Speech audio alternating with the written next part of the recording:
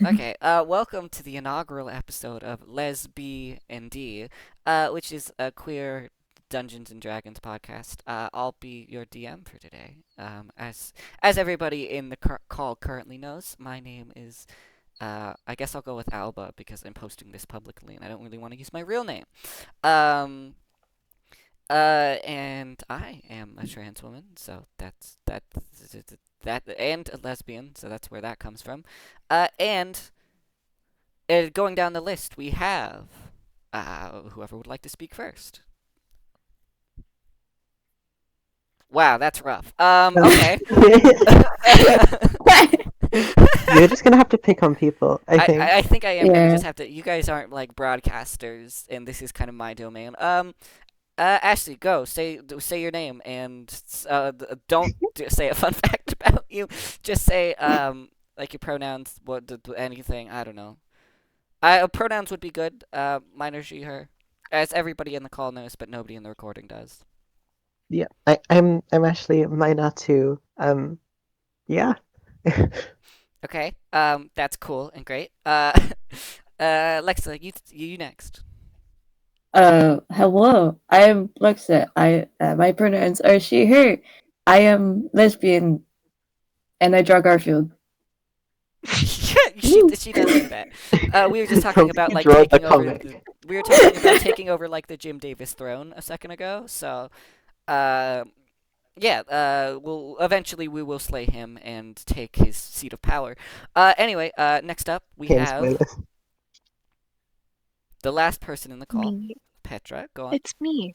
It is you. Um, my name is Petra, and my pronouns are she, they, and I am bisexual and asexual. Yay! Clap, clap, clap, clap, clap, clap. Anyway, we're gonna be doing D&D. I came up with the name LesBia-n-D, and I think that's just the only good contribution I'll have to the entire thing. And I am the DM. It's truly I've queer. written pages for this fantasy adventure that my friends and I are all playing, but um, I don't expect it to be exceptionally uh no, I expect it to be great. What am I talking about? I spent a long time on this. I spent actual years on this.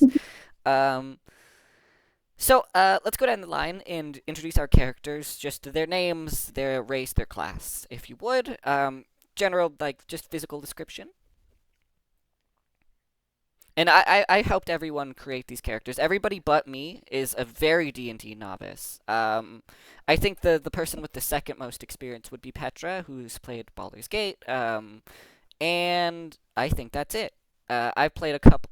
And by the way, I'm I've been into D&D for many years. I've never DM'd. This would be my first time DMing, and I've played one session with really just absolutely horrid like scene partners, and I left halfway through because it was really boring. Um, so don't expect don't expect like Second fucking time's the Dimension charm. 20 over here. We're not professional comedians, but I'm excited to do it. Anyway, let's start with Ashley. Introduce your character, introduce its name, which I guess doesn't really fit for this one, but go on. Okay, my character's a plasmoid, which is like it's just kind of like a bundle of goop, from space. So, if any of you have seen Beautiful. like that movie Flubber, or No, it's not Flubber.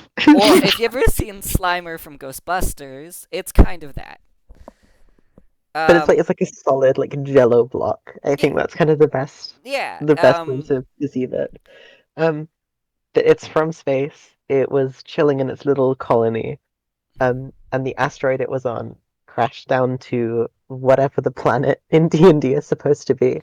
It's Um, technically Toril, but also I don't know. I made my own continent, so I don't know if it's it's a planet. We'll say Toril just for the sake of.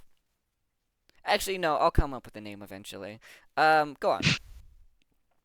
but yeah, and it crashed down onto like the Earth, and Yes. like probably like hundreds of years before the campaign takes place. Yeah. Um, Go on. yeah, it was taken in by a group of bandits who just kind of taught it to steal stuff, because of its ability to like fit into small spaces and that kind of thing. It doesn't know that it's become a legendary thief, while not understanding what stealing is. So, because that's not a concept in its little colony. Yeah. Also, it doesn't wear clothes, if I remember correctly. Yeah, it just goes around. For the uninitiated, I'll just be posting this in like the server so you guys can see an image of. Actually, oh god, oh no. There we go. I'll be posting while I post that. Petra, go on. Explain your character and their name and their race and their. Oh, you wait. Actually, you forgot to do the class. That's one of the most important features. Oh, yeah. My character's a monk. Yeah. Because plasmoids, being made up of a bunch of goop, they can get into really tight spaces if they're not wearing like armor, and if they don't have equipment. So the best class for that, obviously, is monk. Anyway, Petra, your turn. Oh, my turn. Okay. I am playing as a drow named Mizray because it sounded like miserable, and I found that funny. Oh no, I didn't know that aspect. Oh, Oh no, It does, and you're right. I found it funny. You're right, and you're right. It is quite funny. Go on. She's a fighter who abandoned her the religion Loth and came up to the surface after years of fighting in the Underdark when she became an adult at like 100 years old. Yeah, it's great. It is well, my favorite part about this fighter is that in direct sunlight, if any of you've ever played D&D before, drows are these dark elves who've lived underground for a very long time. So elves that are shorter, they've got gray to like purplish skin, because they've been underground and do a lot of horrible like they do a lot of horrible eugenics. They're trying to Oh, serve their like spider god Lolth really well, and so they're making themselves into their perfect rendition, so they're generally really attractive, and also, um, uh, they're they've been living underground for centuries, and so the entire species, with our fighter, has disadvantage on, attack rolls in direct sunlight. So, which is, so when you're rolling a dice, if you ever have advantage or disadvantage, advantage means you roll twice and use the higher result. If you have disadvantage, you roll twice and use the lower result. So your guy as a fighter, out in the world, will be Disadvantage. yeah. Well, attacking in the middle of the day, um, will not be able to hit things. So that's cool. I love that. But also I think it's very fun character-wise. Anyway, by the way, I'm just gonna post this. This is what Flubber looks like. This is kind of what Ashley's character looks like. I mean, yeah, So you guys enjoy that, I think. Um. Oh no, my mouse isn't working. Oh, this is great. oh no. Next, last but not least, is my fiance Lexa. Please say words. Hey, hello. Okay, here we go. So my character, is her name is Duotang, which is the Canadian word for like a folder with clasps. How do you spell that? For this character, it's Duuotang, right? Yeah, But the and actual word it's is just duo tang, tang like the beverage. Duotang. Yeah, Duotang. Like the powdered beverage. We've all had tang before. Have we? Yeah. Is tang a UK thing? I made No. severe assumptions about your culture? Question mark. I've never had tang in my life. Really? Okay. I saw raspberry tang before. Ew! Don't besmirch raspberries like that. That's fucked up. It's kind of like if you put a lot of sugar and like kissed it goodnight, and while it was falling asleep, you said, "Also, you taste like orange." Is it Is like it Oh. sherbet that you dump into water? Yeah, kind of, but it's Yeah. yeah, I would say so. It's got a lot of vitamin C, and Kool-Aid? also uh,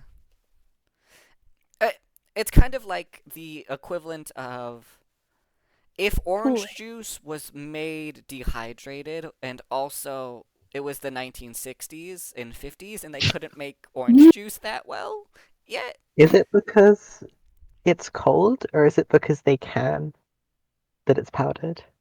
It's because it's just a dissolve. You got. Have you ever heard of you know what Kool-Aid is? Yeah. Kool-Aid. Yeah, it's Oh like an yeah. orange version of that. Um, Yeah. and it's not that good. It's yeah, it's there goes our Tang sponsorship, by the way. Unfortunate, but it's yeah, it's like if you Oh.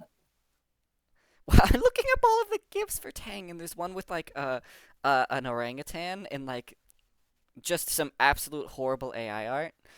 Anyway, I don't think Tang is Tang yeah, is a common thing. it's like Kool-Aid, Is it a but common you thing? use orange instead, and therefore it's just not good. It's never good. You don't want it. We have Baraka, which seems to be a similar concept, but it's What? just like a vitamin drink for your health. It's not supposed to be nice.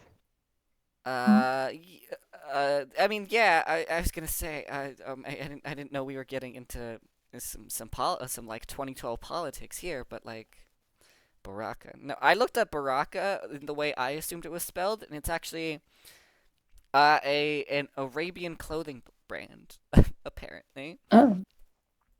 Did you mean is it Hmm. Baroque? I'll just send a picture of it. Well, anyway, yeah, we also have those kinds of like health drinks, vitamin drinks. I love how we're spending a solid 15 minutes on this. But Oh. oh yeah, that's like a Yeah. Alka-Seltzer. Yeah, you just drop it in the water and it fizzes. No, yeah. Anyway, um, go on with with your duotang. We got distracted as we will lots and lots of times in this horrible endeavor. Go on. Yeah, so Du Tang is she is a tiefling bard Yeah. that is a chaos entity and fled her town to find people who are more like-minded to her and like Be free from some very restrictive rules. yeah. So with our characters, a brief description of all of them, or like a brief personality description, would be the plasmoid who doesn't actually have a name. You guys can come up with like a fun nickname for the plasmoid, our goop baby.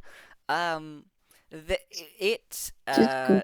it as a consequence of being initially falling upon the planet and um and being taken in by bandits has an obsession with grabbing shiny things and doesn't really understand personal property existing. If it's shiny, it's the plasmoids. It's chaotic neutral. And I think two of our characters are chaotic neutral actually. Um, it basically just doesn't understand society. Because it's made of goop from space. Mizre is our chaotic good character who, after suffering long suffering at the hands of Lolth and Lolth's worshippers underground, is insistent on jumping in to help people, even if that is socially unacceptable. Again, isolated underground for about 100 years, learning to survive on her own. She is not what you'd call very savvy in social situations. Not has never had anyone else to rely on, and isn't is blunt and direct. And our tiefling bar duo Tang uh, is She's chaotic neutral. Chaotic Yeah. neutral insists on living her life as free as possible. After being in such a restrictive and abusive backstory that we'll get into as time goes on, obviously. That's also at the discretion of our characters if they want to like tell each other their backstories in more depth. Um, because that's just how humans work, right? People work. It's all about fantasy adventure. You're not gonna be like the first moment you meet these people. Hi, my I don't know. My town was raided by a big, just a really big goblin. And he killed all of my family, and this is the past trauma that I hold. And when I say really big, I mean this goblin, like one goblin foot crushed the whole town, and Shadow the Colossus style climbed up the back of this creature and stabbed it in the nape of the neck. Attack on Titan. No. Anyway, she insists on living as free as possible. Goes from town to town. Busking for cash each night and settling in at the local inn or sleeping out among the stars. That kind of personality. Again, what I think is really interesting is that all three of you separately created characters who are just absolute social outcasts. I love that for many reasons, especially gameplay reasons. First of all, we have a plasmoid, which is just a creature from space that no one's ever seen before. This fucking amoeba goo. If you got like the silhouette of a human being and made it translucent, and also or you kind of put like ballistics gel into the shape of a person. That's kind of a plasmoid, and so it doesn't have facial features, doesn't have eyes, doesn't have a mouth. It's the facsimile of a living shape. And then you have the drow. Also, wait, a drow, which are they're not really scorned, but drow are usually devout followers of Lolth, who is the spider goddess, and who is, I think, lawful evil, or chaotic evil, which is to say, just absolutely the worst scum ever. And so drow aren't really, because they are attractive, they are given a lot more leeway than, say, some other races, but, generally held with some suspicion. And you have a tiefling who is just the punching bag of the D&D universe. Wherever tieflings go, the description in the official guidebook is wherever tieflings go, they are eyed with suspicion. They look like they have either demonic or devil ancestry. I forget the two. And so they generally have what one could consider satanic traits. So they're red skin, horns, the spiky tail, that kind of thing. And so people are like, get this fucking Beelzebub ass away from me. And also, so I love that all of you chose separately to make the group of the most unlikable party ever outwardly to if you guys walked into any town, you'd be eyed. You'd have someone watching you the moment you arrive to the moment you leave, and that's The guards just would immediately come up. Yeah. Oh, absolutely. Oh no, yeah. Anyway, I'll be your DM today, and I am gonna do it. I'm gonna put you all in. Are you guys ready to enter the fantasy adventure land? I've not done any voices. I've not prepared any voices. So I'm gonna just mute my microphone and do some Foley work while just do some. Because I was trying to do some voices, some practice voices, and one of the characters' names is Latin and Germanic in origin, and I was like, I can't do a voice, a Germanic or Latin voice, because it'll just be so awful, and it'll be like. You can do a German accent. Can you? That's the thing. Is with Mario and I mean, a Latin accent would be, Italian would be a very close thing. If I were to do any voice like a Mario, or if I were to do a German voice, quote unquote, I would just say there's a lot of social faux pas I'd be stepping in, and I'm planning on not doing that. So I'll come up with voices as the time goes on. Um, and We could always also, just put like a huge disclaimer at the start of the I start of the episode. absolutely do not want it to be like. Some viewers may find this offensive because the voice is super fucking racist. Some viewers may find this content distressing. Exceptionally distressing. I mean, I think all listeners will find this content distressing just from the fact that it's existing, but that's fine. I'm gonna get into D&D now. But actually, another reason I didn't do voices is because it ended up being a Luigi getting castrated bit. And I'm not gonna elaborate on that joke. You guys can assume whatever you want about Luigi getting castrated when I was trying to do an Italian accent. So let's Like get as into punishment. D&D. It was certainly not something Luigi appreciated, I'd imagine. Um, sorry, one sec. I need to like center myself away from Luigi castration to get into my grand fantasy adventure. I'll open up my notes. Got it. Okay. Ow! I just punched the microphone. No. That's God. She's good at recording audio. Do all of you have like some water ready? Yeah. Yeah. That's very good. I'm very proud of all of you for thinking of that. Um, okay.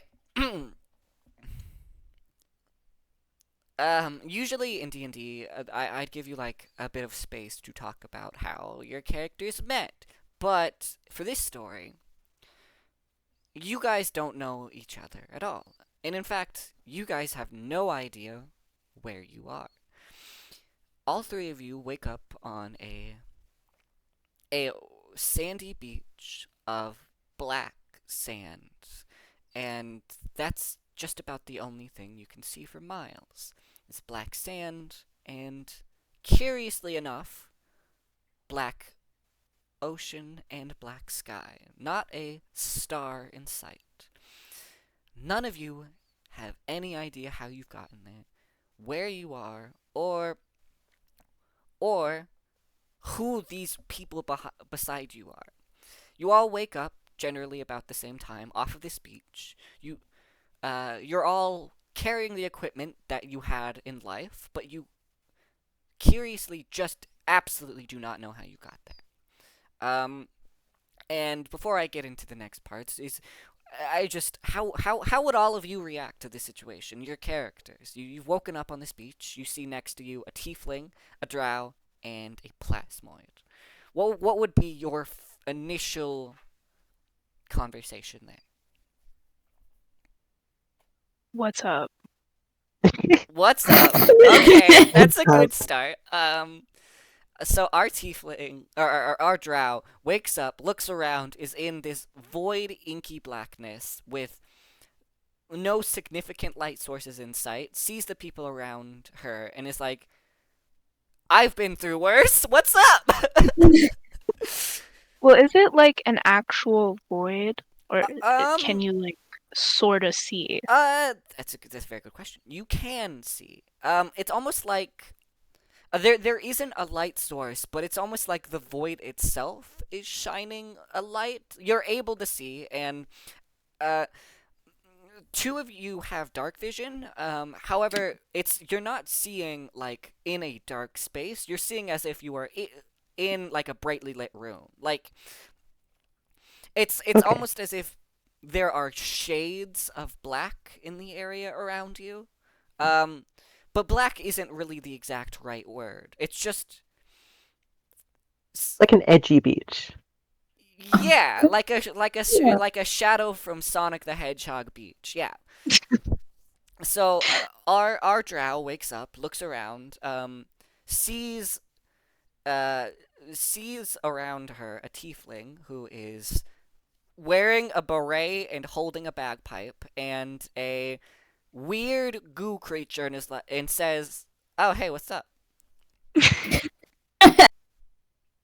I think the plasmoid would freak out that being in like the second unfamiliar world.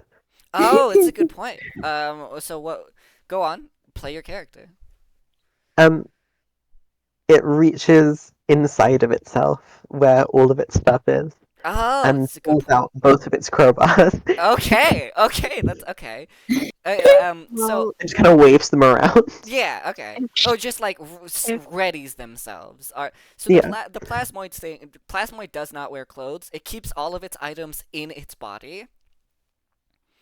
Oh yeah, we forgot to give character brief like character introductions. Or like visual introductions. The tiefling is a tiefling. It's wearing like a beret. It's wearing traditional bard clothes and has a bagpipe slung over one shoulder. Our drow is wearing not necessarily raggedy, but very well worn leather armor, white hair, stark red eyes, and at her side holds a long sword and a scimitar, and the tiefling also has a rapier slung over at her hip, and like I said, the plasmoid is just kind of some goo that's moving around with a bunch of thievery supplies inside of it. So our plasmoid like starts freaking out, pulls out, readies itself after you say something to it, um, and before I any of you can start an actual conflict, I want you guys to roll a perception check for me. In this inky void where you don't see much, I want you to roll a perception check. Where is it? So, on your character sheet, it would be under the skills tab, and it would Oh, say I got it. perception. I got a 10. You got a 10? Okay. 14. 14. Also, make sure to add any modifiers if you have any. Mhm. Oh, wait, no, it'll roll it for you. Lexa, that'll be in God. the middle of your sheet. Yeah, 14 plus 1, 15. 15. Okay.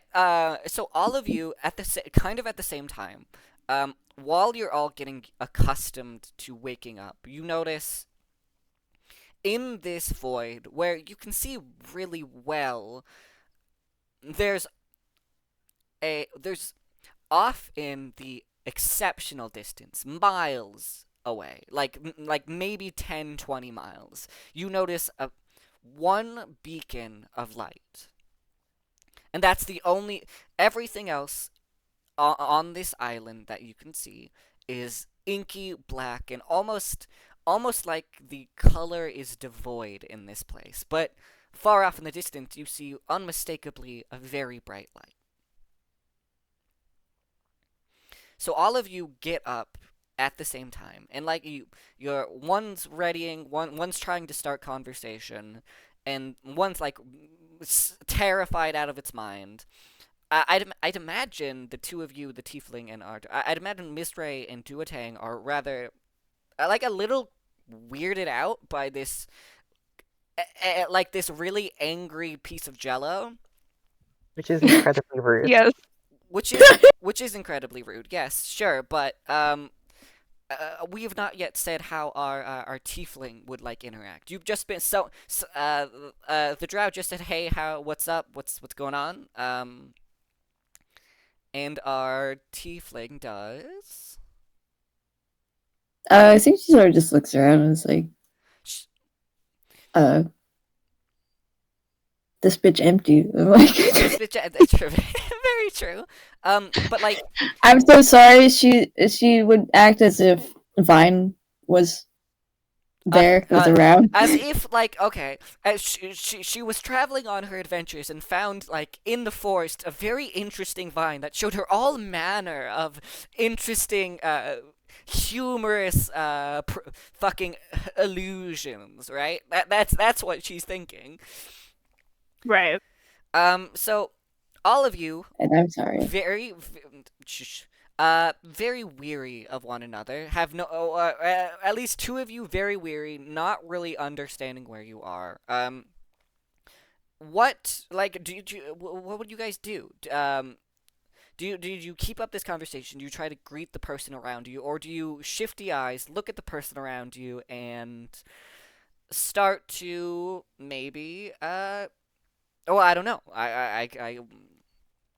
The only things around you is that black ocean, which if any of you had been if any of you have been around the real ocean, you would know quite fragrant. This kind of doesn't like it produces barely any sound and has no smell.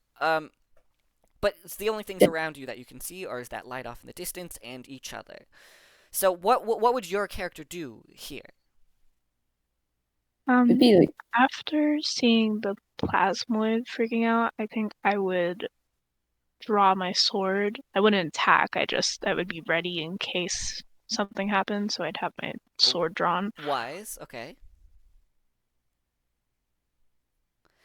Um, Go on. the other thing would be like standoffish and also sort of like back off a bit Yeah, so all of you are because it'd be so unsettling in all the of you are pretty environment. hostile towards one another. It's a very weird environment. You have no this is yeah, roll a history check for me as well. Or yeah, a history check. That makes sense. 16. 16? Okay. 17. 17. 17. 17. Damn, you guys have been rolling exceptionally well.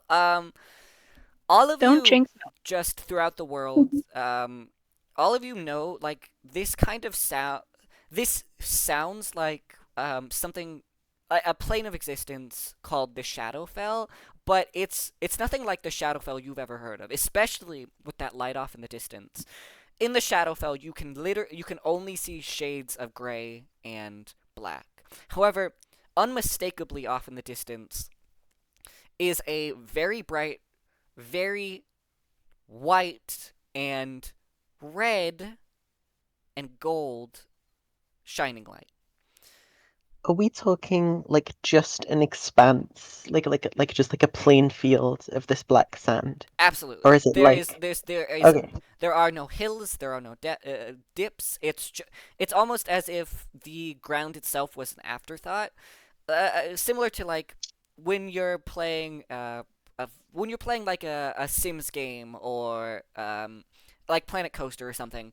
The ground itself is this complete flat surface, almost as if it is un in as if it's meant to be just something to put something else on. mhm. And there's nothing. There's no trees, anything. Nothing at all. And like literally the only thing you can see is this light. You if you look out across the ocean, it seems to go literally forever. What what constitutes an action? Like Oh, when does something matter enough to be an action? actions are kind of basically anything you do can constitute. You can just say you'll do anything, and then if it constitutes me telling you to roll something, then you'll do that. Then I'll get you to roll something. But if you just say like I want to walk over here, you don't need to roll something to go take a walk, right? Or Okay. you don't need to roll to speak. You don't need to roll for simple things. But for instance, if you were trying to do, or you don't need to roll to like take out your sword, but if you were trying to do like maybe a deft action like juggle, I would make you roll a an acrobatics check or a maybe a Okay. sleight of hand check. I I have So a think question. yeah, you can speak, you can walk, you can do basically anything. If I need you to roll, I'll say it. Just tell me what you do. okay. Um, I think the plasmid would throw a single ball bearing at each of the other characters and run towards the light as Okay, fast as he can. that's very good. Okay, I'm gonna need you. Okay, so the plasmoid takes out of its body. It takes out these ball bearings. I'm gonna need you to roll a uh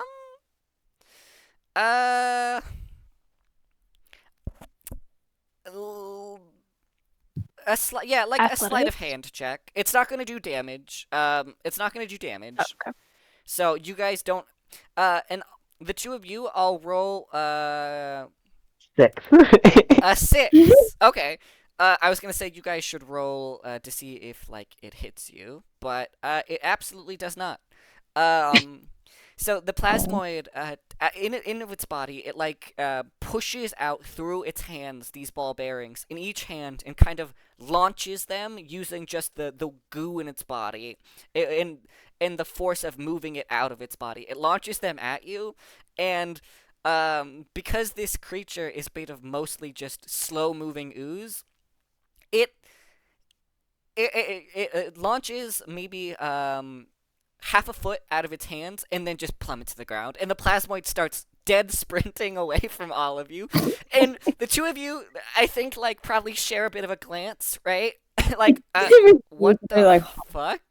Yeah, I look at the tiefling. I'm like, what the fuck? And I think this causes you guys to lower your guard against one another a little bit because that's just it's one of the most absurd. You've all lived long lives. You've all seen some things. You've never seen something quite such as a big tower of god fucking petroleum jelly trying to hit you with a very small metal ball and then absolutely dead sprinting away from you. Like I want you guys to picture like Usain Bolt, right? Full arms pumping as hard as possible, right?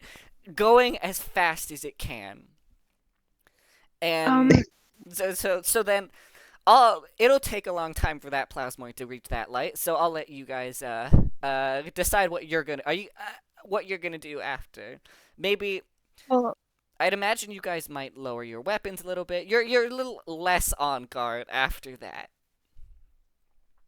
I have a quick question. Absolutely, go ahead. Does the plasmoid run into the water?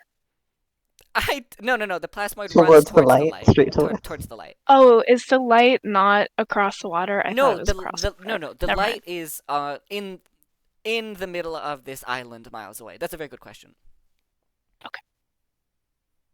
Disregard my question. Sorry. No. It's a good question. Don't ever like apologize for anything you guys do. It's very fun to just have you guys do it how you want to do it. So, eventually I'll stop prompting you because I feel a little pushy. But I want the two of you, I want Mizrae and Duatang to decide what they're going to do. I think I'd lower my weapon, and I'd look at Duotang. Is that how you say your name? yay. Yeah. Okay.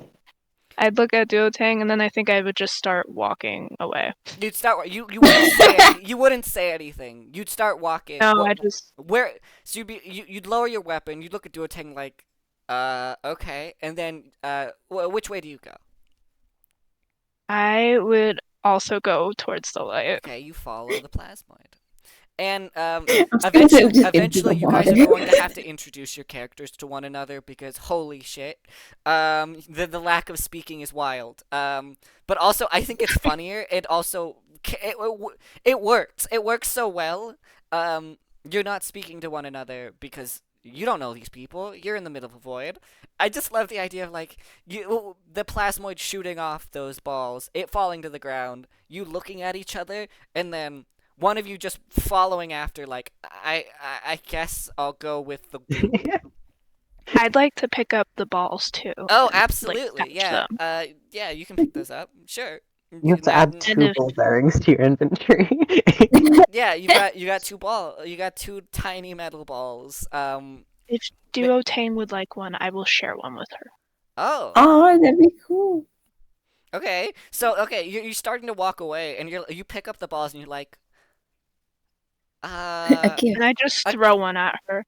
stop her. throwing God, this fucking weird. Well, I don't aim for her. I just like throw it out. Okay, of okay. I was gonna say, I love how aggressive you all are to one another. Oh, that's so good. Anyway, I was gonna be like, oh, mine starts following after, mhm. and you had thrown the ball bearing and Dutang didn't notice, and she steps in it and like slips and falls. Oh no! Oh god! Oh god! Okay. So this And is then like I would burst this is out laughing because these fucking three stooges are incredible to me. I'm so proud of all of you. Okay, you start laughing. How would Duotang respond to that? Again, We just sort of accept your fate and just like lay face down in the sand for a while. I'm like, you know what? Okay, okay. this is it. Yeah, you dust yourself off after like 3 minutes. It's like it's a long time. It's like, And Misery hasn't left yet, and you guys get up, and after everything, after these last, like, this has taken the place over the course of maybe 5-10 minutes. After these last 10 minutes, you're like, you can't not be kind of friends now. You're kind of acquaintances, and so you start walking together. Meanwhile, about a mile ahead of you, you just see the plasmoid still running. just It's still going. I kind of imagine the plasmoids just like sliding like a snail, No, but super fast. No. Plasmoids are like people. They have people shapes, so they move like people. I know, but I imagine like what would their Ashley, pronouns be? is the plasmoid leaving like a little goopy trail behind for them to follow? It's slightly sticky wherever it has stepped. Oh no! Because the whole thing is like slightly sticky. Its whole like back is covered in this sand from having woken up lying down. Yeah, Oh, okay, no. that's great. So like on one side you have this translucent goo, and on the other side you have just a black wall in the shape of kind of like if a shadow started walking. Hmm. Okay, so all of you severely underestimated how far this building was. It's you guys estimated maybe 10 or so miles. It takes what feels like days to get there. And strangely enough, as you all are moving along, you haven't gotten hungry, nor have you gotten tired. And in every case but the plasmoid, you've not needed to use the restroom. However, just from being side by side with Duotang and Misery, the two of them maybe chatting, maybe mentioning their names to one another, or maybe just walking in complete silence. With this person beside them, and seeing the figure ahead of them, they can say, they gauge just from what they know of time that they've been walking for what feels for an exceptional amount of time. And as you guys get closer, this dazzling building in the distance starts to reveal itself. The plasmoid notices it, obviously, a couple of minutes earlier, as it's way farther ahead than everyone else. And as it's moving along, as you get closer, you start to realize that this building is made of... it's almost as if it's made of stark white marble. And you can see that it's a small-ish building, kind of like the size of maybe like a local hotel near you. You see lots of windows, you see lots of doors, and you notice that what was casting that exceptionally bright light was a shining neon sign of a cat beckoning its paw.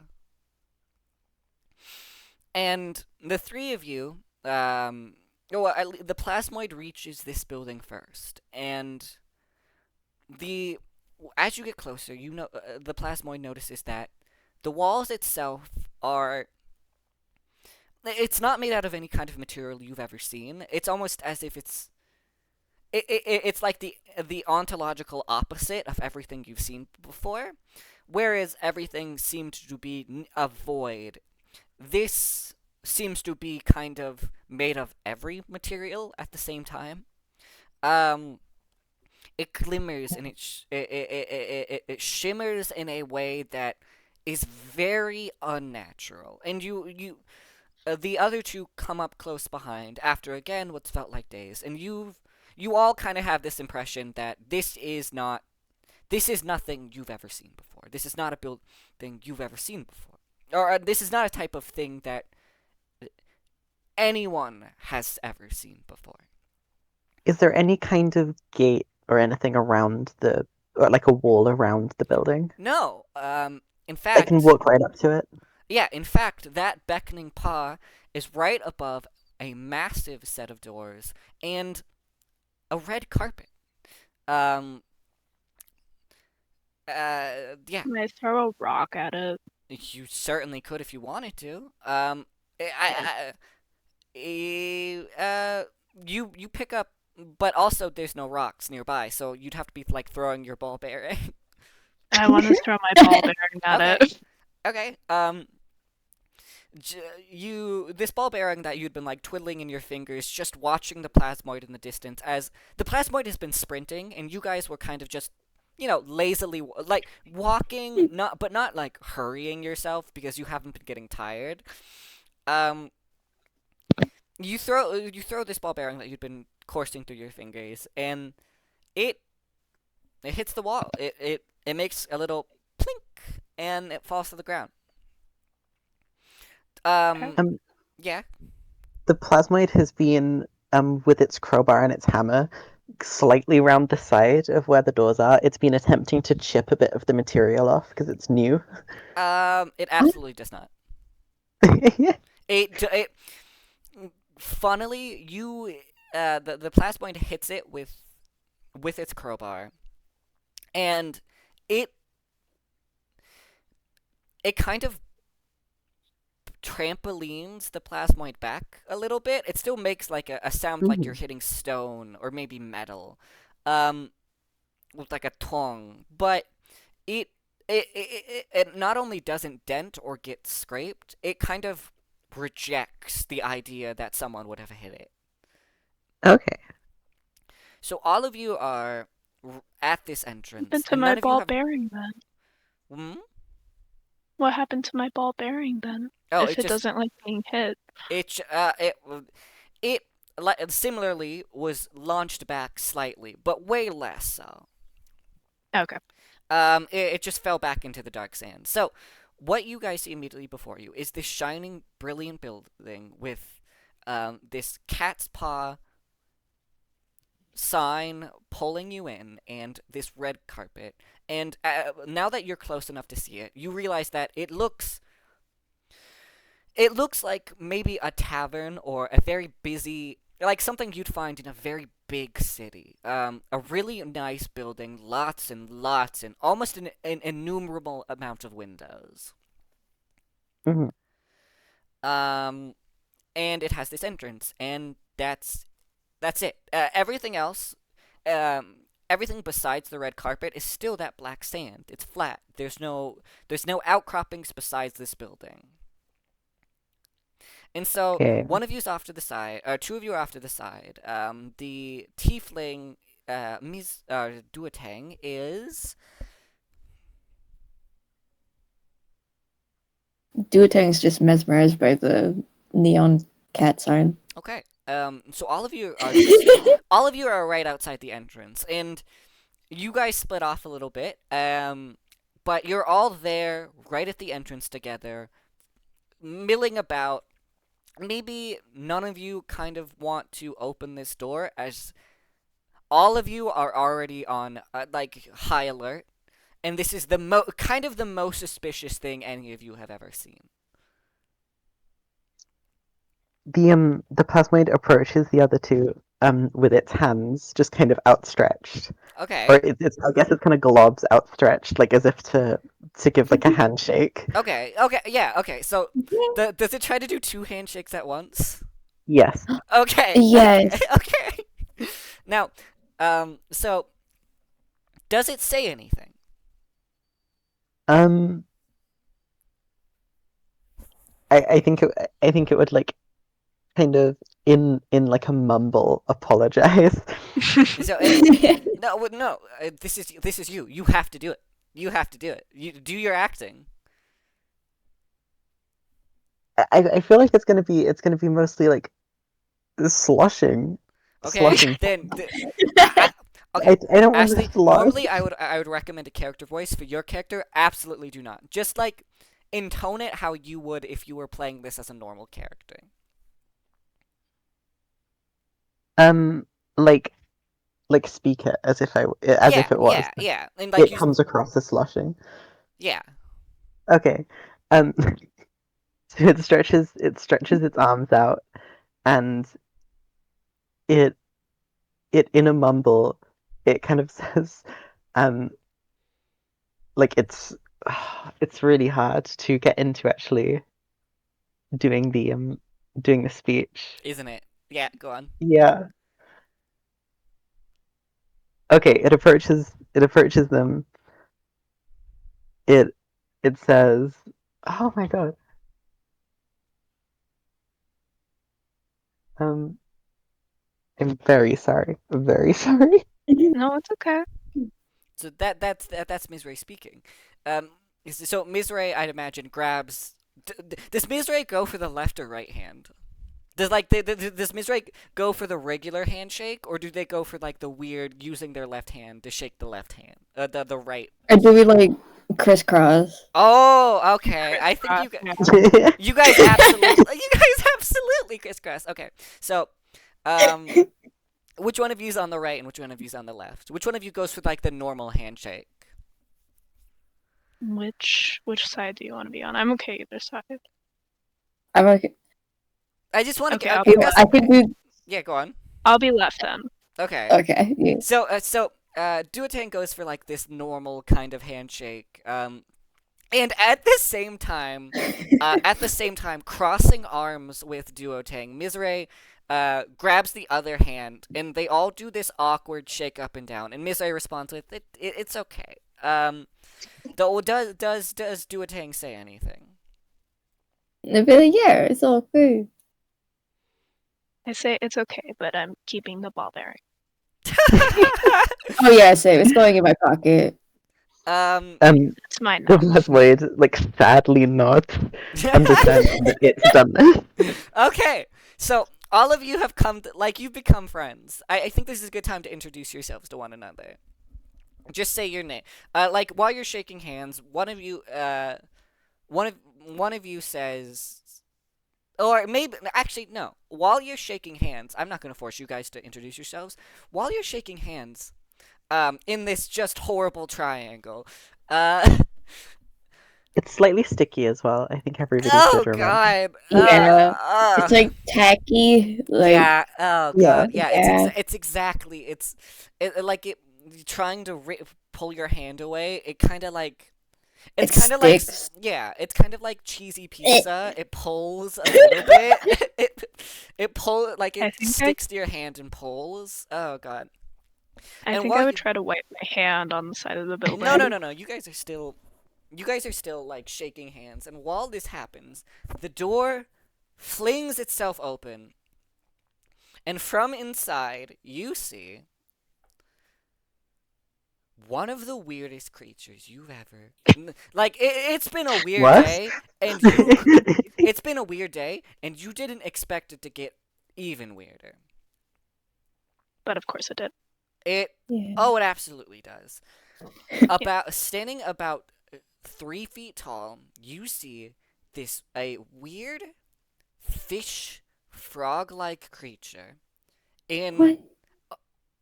in an exceptionally formal suit with a bright, adorable red bow tie, and Oh, it says, "Let me come up with a voice for this character." Now, also, it is wearing a very small black cowboy hat, funnily enough. Oh, that's beautiful. Ahem, hey y'all. Hey y'all. Hello? 1 second, I'm being yelled at. Oh no.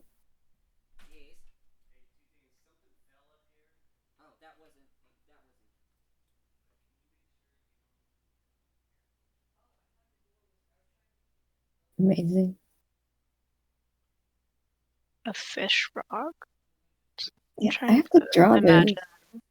Which bit Trying is to- fish and which bit is frog, or is it just Wait, kind of does it have... like a blend? Yeah, does it have Oh. a fish head and then a frog body, so it just kind of jumps around? Centaur?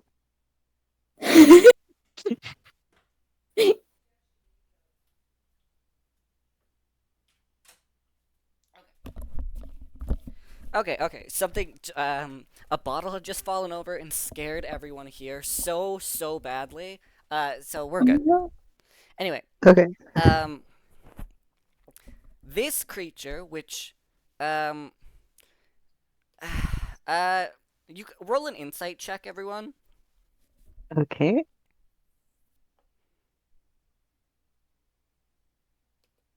7. Okay. Yep. Okay. Jesus. 20. Who? 20. Okay, natural 20. You absolutely know what this is. In fact, your best friend is one of these things. It is a grung. Now, Wrong. Oh. check notes. A grung are these Aw. frog creatures. And this Oh my God, it's grung is beautiful. all it's green and spotted just like the image I sent you. It's basically an anthropomorphic frog in a black suit with a red bow tie and a black cowboy hat, and it says, well, howdy, y'all. Well, welcome to the Beckoning Cat. Why don't you all mosey inside, and we can have a little chat with my master. No. Can I poke it? Wow. Okay, you guys are going real aggressive to this fucking grung. Not like aggressively, just like Just like a. I don't know what this is. I rolled a 2. I have Okay. no idea what this thing is. Yeah, you don't know it's a grung, but you can see what it is. You just don't know that it's called a grung. Well, it's a terrifying frog thing in front of me. So Yeah, it's gonna okay. be- So you say no, I'm not going anywhere with this frog, and the plasmoid goes up and kind of pokes it in like in its little Like in the ribs. in the ribs, and it's like, hey, stop, what? Y'all need to calm down. I don't know what you guys have. I don't know what y'all have been up to these last couple of days in the sands, but trust me, you're gonna want to meet my master. It's kind of, I mean, it's kind of life or death, actually, for you specifically. Not me, but I mean, for me maybe, but for you definitely. And Huh. I would greatly recommend y'all come inside, enjoy some of this southern hospitality. We're in the south? that was a DM bit. I'll do it for a piece of silver.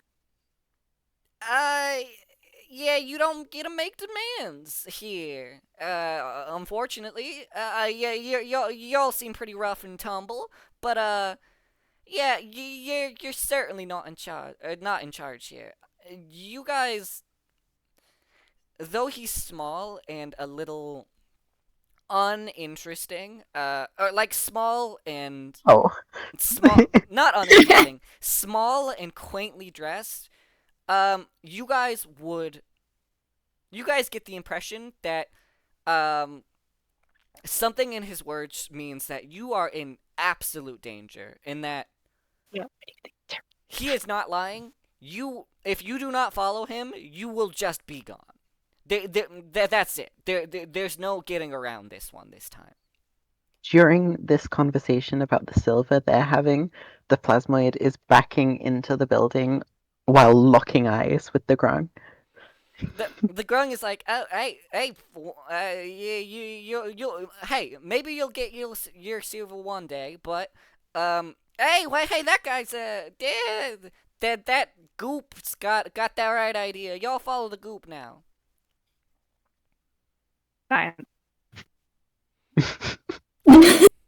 So one is backing. The plasmoid is backing away. Is walking backwards into the building. Mizray reluctantly sighs and starts walking in. And Duotang. Duting is sort of like, ah, shit, here we go again, and follows Mizray. Okay. It's like say like, I'm oh, enjoying this like camaraderie between the two of you, especially. So you guys walk inside, and the plasmoid, is looking at the grung, and because this is happening, the plasmoid doesn't realize after it steps off of the red carpet onto nice, beautiful tile, and while it's still walking backwards, it does not realize what is in front of it, and walks into the largest cat you've ever seen. oh my It's god. maybe a solid 13 feet tall, and you guys get the impression that maybe could lay off a few lay off a few like mealers of meow mix, as it's What exceptional. color is the cat? Are you fat shaming the cat? I'm not fat shaming the cat. I'm actually fat shaming the character who's about to speak. Okay. Oh no.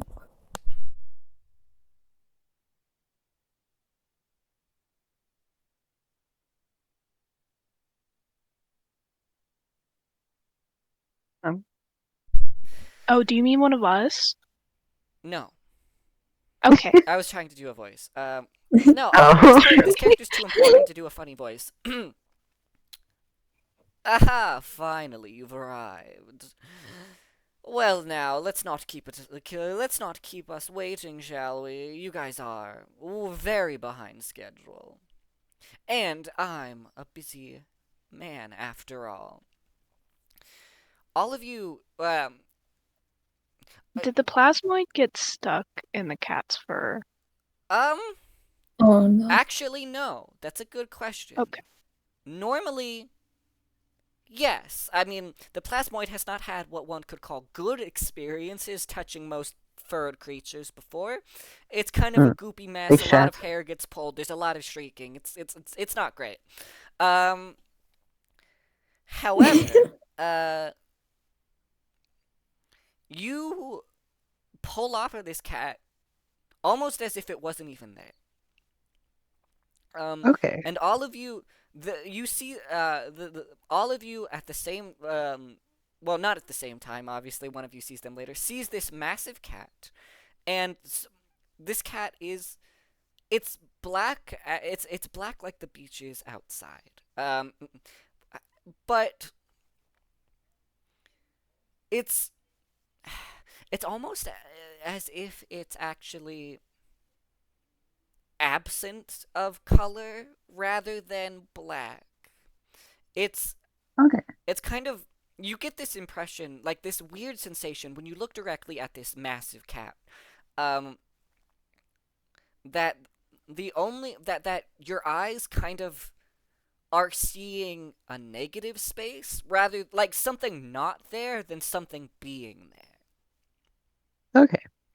And this cat obviously took up most of your attention, but you also realize now that you are in the foyer of a kind of shitty, ramshackle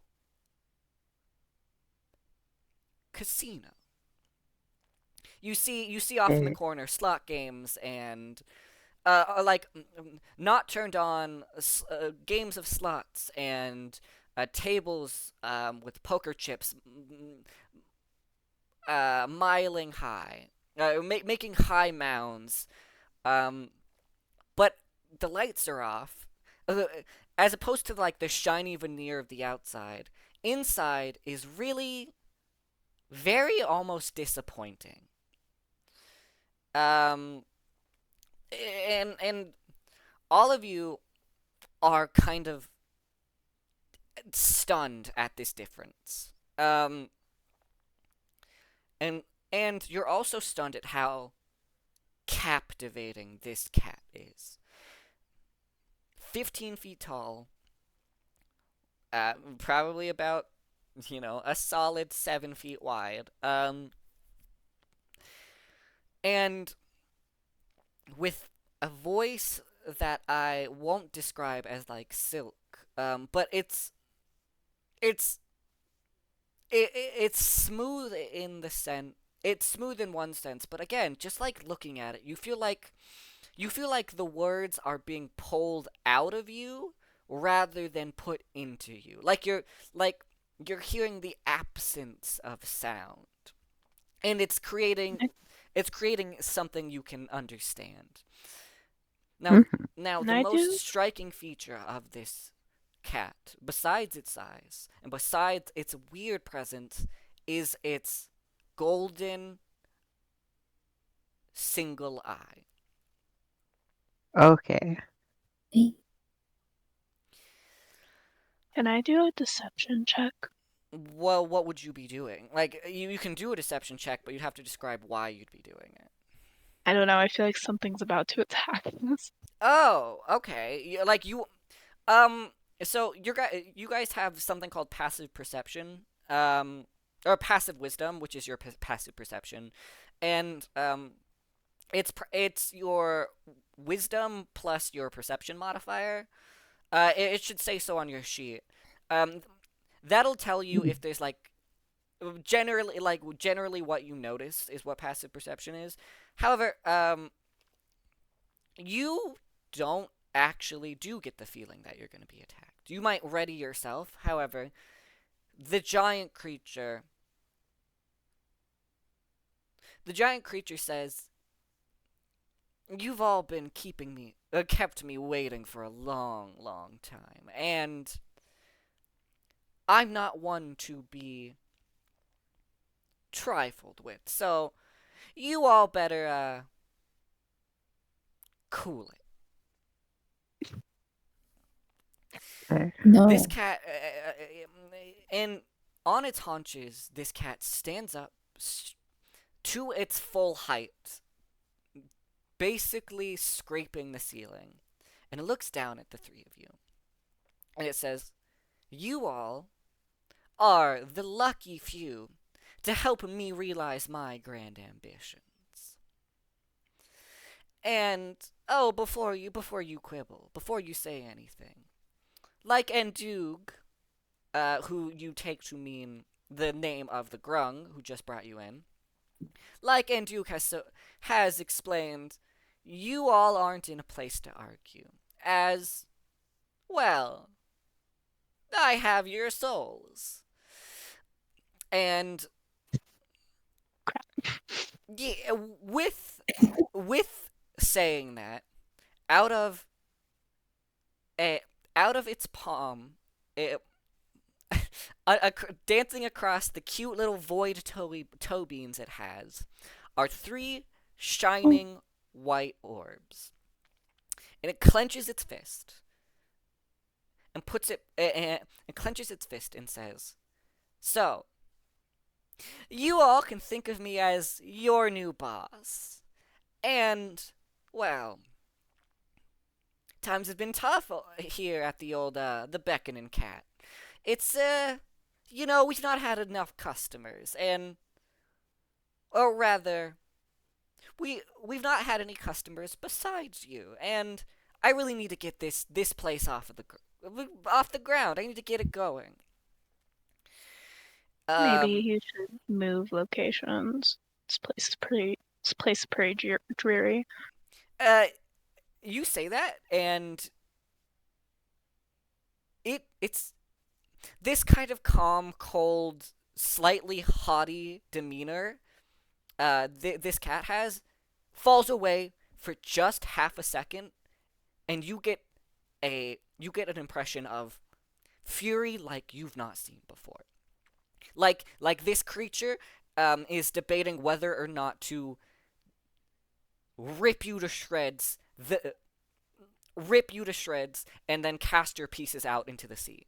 It's so stark, and it's such a stark contrast, and it's so fast that you almost don't believe it happened, but it instills this almost primal fear in you. You know that maybe talking back to this guy is unwise, and maybe say speaking ill of the location specifically is probably not a good idea. Um, Now he says, like I said, I'm a busy man. You all are kind of the the new hires in town, and so I'll hand you off to my assistant to relay your orders. And he waves a massive paw at Induk, and Induk, that grung from earlier, flinches a little bit, but says, yeah, of course, master, right away. And, says, says, I'll bring you, y'all follow me now. Y'all follow me now, and I'll get you all settled, and we'll tell you what you're gonna be doing. All of you, I want it to be very clear. All of you get the impression that get this weird alien impression from this cat. And before you move off into the side room that Endug is bringing you to, kind of like the back room, like an archivist back room, where they'd have the saves. Before you leave, the cat turns to you and says, "Oh, of course, one more thing. You all need to know of your new boss and owner. The name is Vosivos, and you better not forget it." And with that, you all are ushered kind of aggressively by Endug behind you into this small room. Um, so, uh, what do you like? I'd imagine you guys have a lot of questions for Endug, or maybe each other. Um, Maybe seeing your literal souls held in the hands of a giant cat has led to some sort of mutual understanding. I don't know. Um, w- when you're ushered in this room, and Duke says, points to a couple of plastic chairs, like you'd kind of like you'd find in a like a meeting room in like an office. Not great chairs. Tells you all to sit down, and then briefly says, he says, "Oh hell, y'all, you guys just sit tight. I'll be right back," and leaves the room quickly, briefly. Okay. What is in the room? It's right now. It'd be kind of the area where, behind like a grate, behind like a metal fence or like a metal grate, you'd trade money in for chips to play at a casino. So it's a lot of safes, a lot of cash registers, and these kind of shitty plastic chairs all facing one wall. Oh, it's kind of like an AA Hmm. meeting. It is Oh. exactly like an AA. It is exactly like an AA meeting. Yeah, you're right. Is it all like locked safes? Oh no, they're open. There's nothing inside any of them. Oh, You get the impression that this Oh. place is not open for business. okay. There's nothing to steal. Oh, So I I would look at um I would look at Dutang and the plasmoid, and I'd say, how do we kill the cat? um,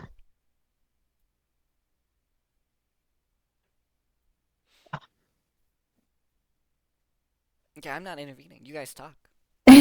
These Okay. are amazing ideas. Duotang was like, yeah, I didn't like that flinch. Someone's gonna die. Yeah, yeah. And I don't think we should be so hasty about this.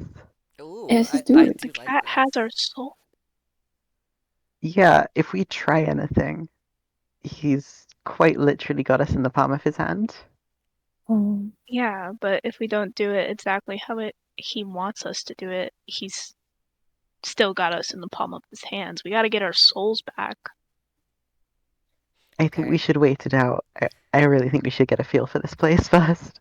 I really appreciate all of your guys's. I like genuinely. I appreciate how you guys are playing your characters.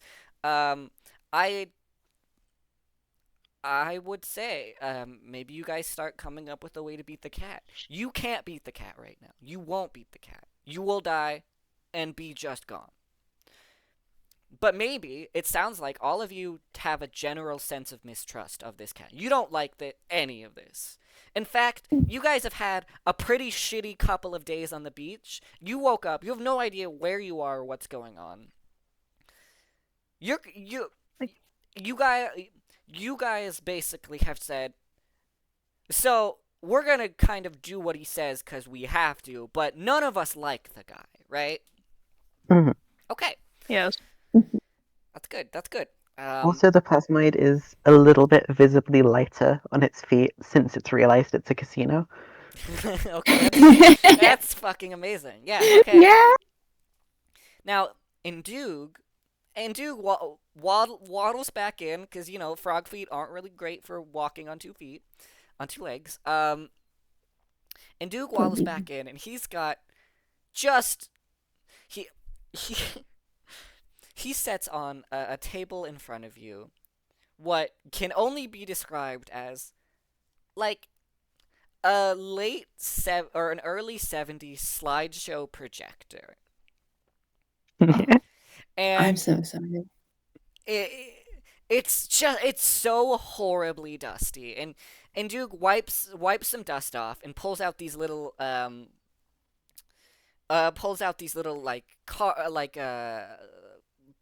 power like flashcards to put in, like film to put in, and he says, okay, y'all.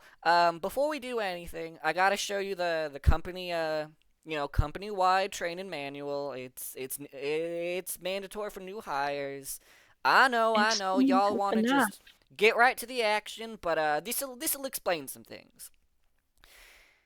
Um, and he puts in he does a little click on a little remote, and the projector comes to life, and it's Oh my behind you on god. this wall. You see this what can only be described as a training video, where and Doog is this voiceover from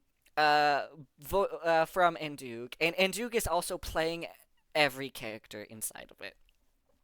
Oh. And it says, so y'all have found yourself y'all have found yourself employed by the Beckoning Cat Casino and Resort. Um, we're all so happy here to have you on staff, and briefly we'll explain what your duties will be. All new hires are, of course, owned by the boss, Vosivos. All hail. Um, and you'll be tasked with kind of do general maintenance around the facility, and well, maybe some outward excursions at the request of the boss. And you might now, Duotang. yeah. I was like, Duotang just sort of just deflates in her seat. Absolutely just uninterested completely. Maybe starts Ms. Race. tossing the fucking ball bearing up and down. Yes! Yeah, okay. Ms. Ray just closes her eyes and goes to sleep because Okay. it's boring. I'm so glad you guys did that, because it was just about to explain where you are and what is happening.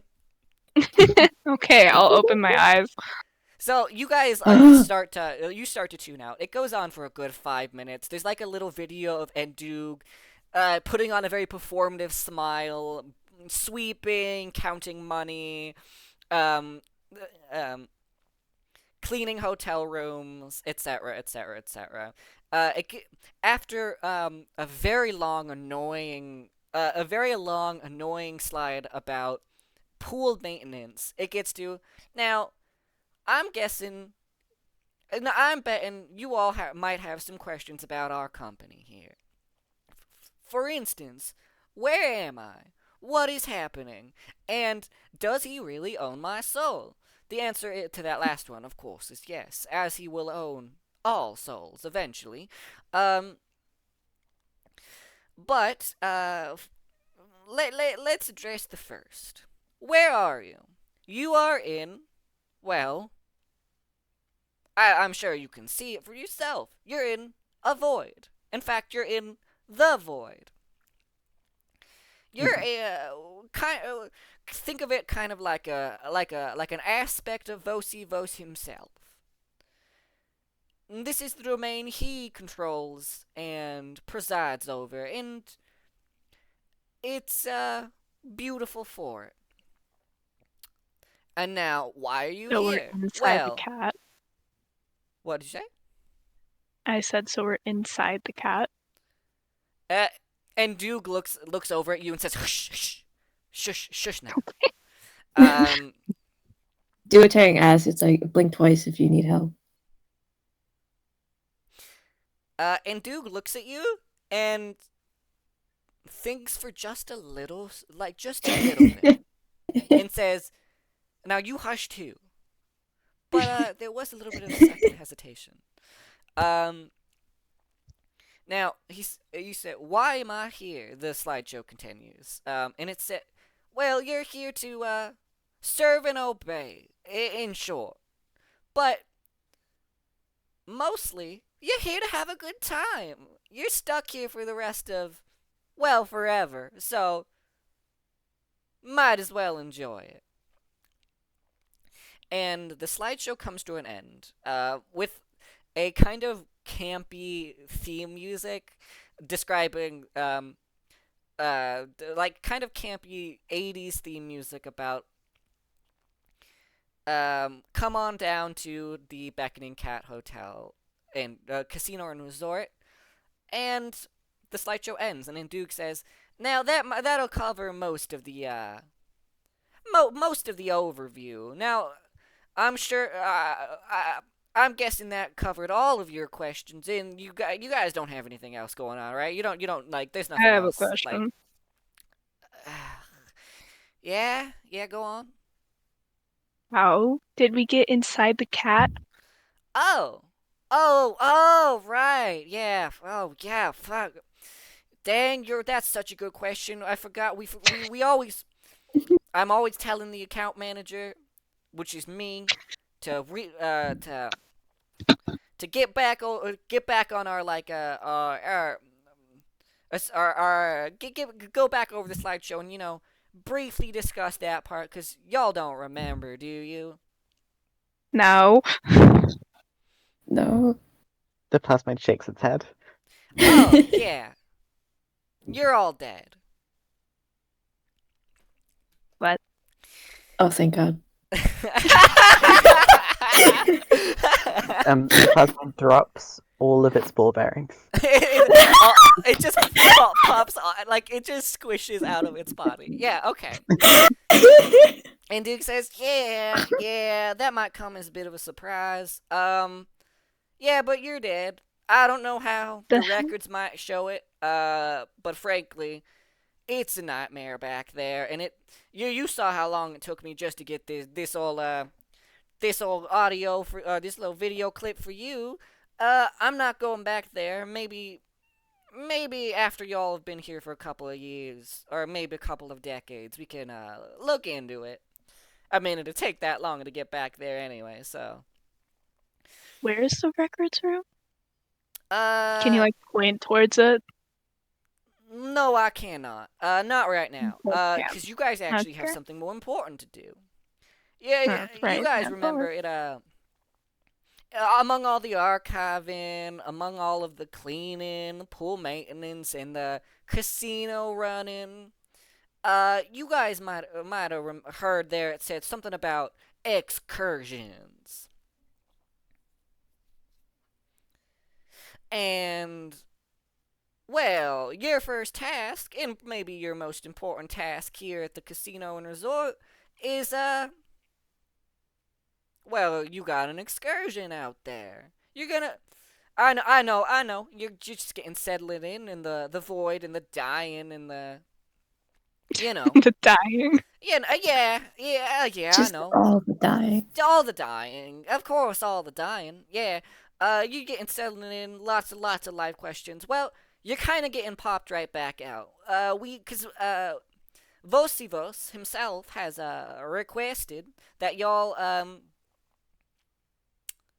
let me just get my let me see here. And he pulls out these very like oblong glasses that do like you've seen a frog's face before. Those eyes are not in the middle of the face. So it's he's kind of looking at like 3/4 angle in both directions, and so the glasses fit Oh, his face. Tiny little glasses fit his face perfectly, and he licks one of his little frog fingers and he goes. He pulls out a clipboard and flips over a sheet, and it says, y'all be going to the oh, no, I don't envy you. Y'all be going to the dusty, the dusty city, or, well, country, the Dynasty of Balance. Oh, I always hated that name. They call it the Dynasty of Balance, but, like, it's in the middle of a desert. And it's all desert, and it is kind of sucks there. But, anyway, y'all are, it's Vosivos has written, you all are tasked with killing, one, oh, let me see here, one, oh, sorry, this is me getting, like, my actual notes, uh, you're tasked with killing, one almost brand up there in the desert. It says, Why? it also has a little note here that says, and Doug, uh, next time you make my coffee, if you don't put the sugar in exactly in a uh, 3 to 18 ratio, or no, 3 to 7 ratio to coffee, I will be ripping off a leg again. Oh, sorry, that's a no, that's just a note for me. Sorry. Um, you guys will be going to Amos Brand's fortress in the desert, and you will be deposing him. You will be getting rid of him. Why? Oh, I don't ask. Can I ask? Well, yeah, but I don't know. The boss just gives me notes and I tell you what to do. I'm kind of like your manager, and he's kind of like the proprietor of the establishment. Now,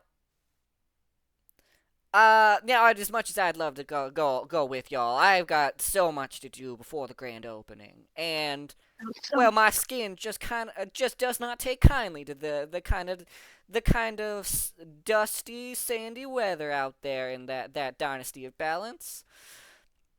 The plasmoid puts its hand up. Yeah, the goopy one in the back. Yeah, what's up? Oh, yeah, what y'all need? What you need? Is everything going to be sand? It's just like finished like pushing out the last grains of sand from the beach it woke no. up on. Oh, yeah, it's left like a slight trail all the way in here through the lobby. And Duke looks at, when you say that, sees that last bit of sand fall and looks at the ground and says, "Oh, yeah, come on! You know I am the one who has to clean that, right? And yes, it will all be sand. Beggars can't be choosers. I'm no beggar, but you most certainly, my friend, are. Also, come on, this wipe your feet before you come inside. This is a classy establishment. God. The plasmoid did wipe its feet, but it's just rolled down its head back. Yeah, now, without further ado, clearly I've got a lot of work built up on my plate. He glares in your direction. He glares in the plasmoid's direction, and he says, "Y'all are, I'll lead you all to your rooms, or room, the staff room, and, you'll be on your way to the Dynasty of Balance." Again, that name is just so annoying. And he leads the three of you to a room, a very in the back corner of the lobby is an unremarkable wooden door, and inside is are three beds, three beds, three trunks, and one desk covered in the most paperwork you've ever seen. It's just it's spilling. The trash can is full of crumpled notes, and there's paper reaching the ceiling in this mountain. It's there's so many piles that there's just one small path to the desk and back, and your beds, and that's it. And and Duke says, "Oh yeah, oh pardon the mess. No one really uses this room. This is kind of all of your orders for when you get back. The beds are yours.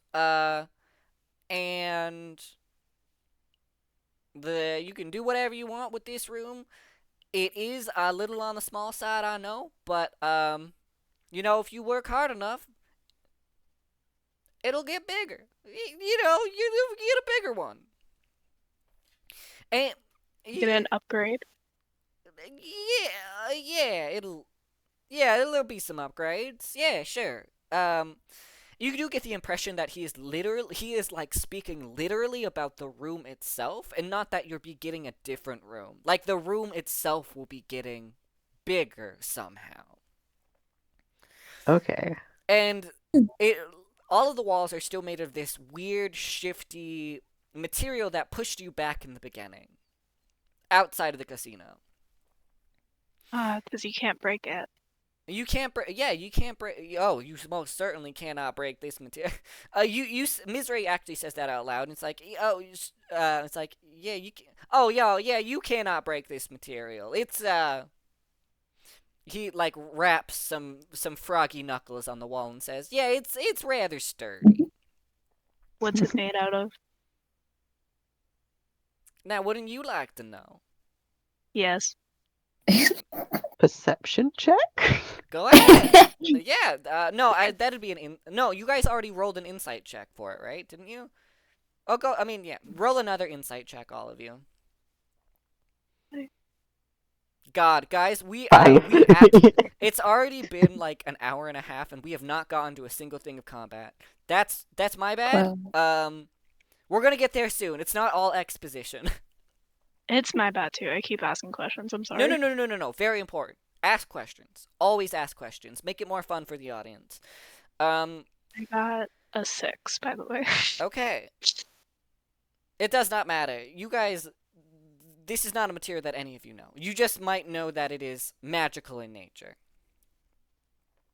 It is literally not a material found in the material plane or any other plane you guys know of. Oh, okay. I'll stop asking about the walls. It's fine. It's actually a good question because it adds a bit of depth to you guys know. So you have this impression the room is gonna get bigger, but you know that these walls won't break. So that's a mystery for another time.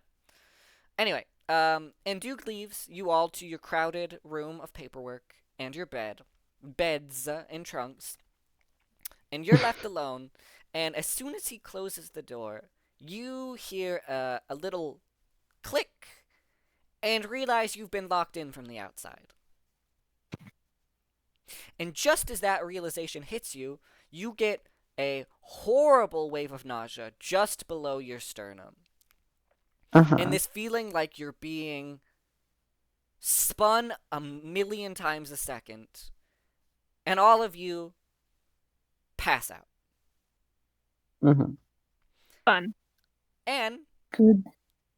just as suddenly as it felt like it, just as suddenly as it had started, that feeling is gone, and you're now once more on the ground in sand.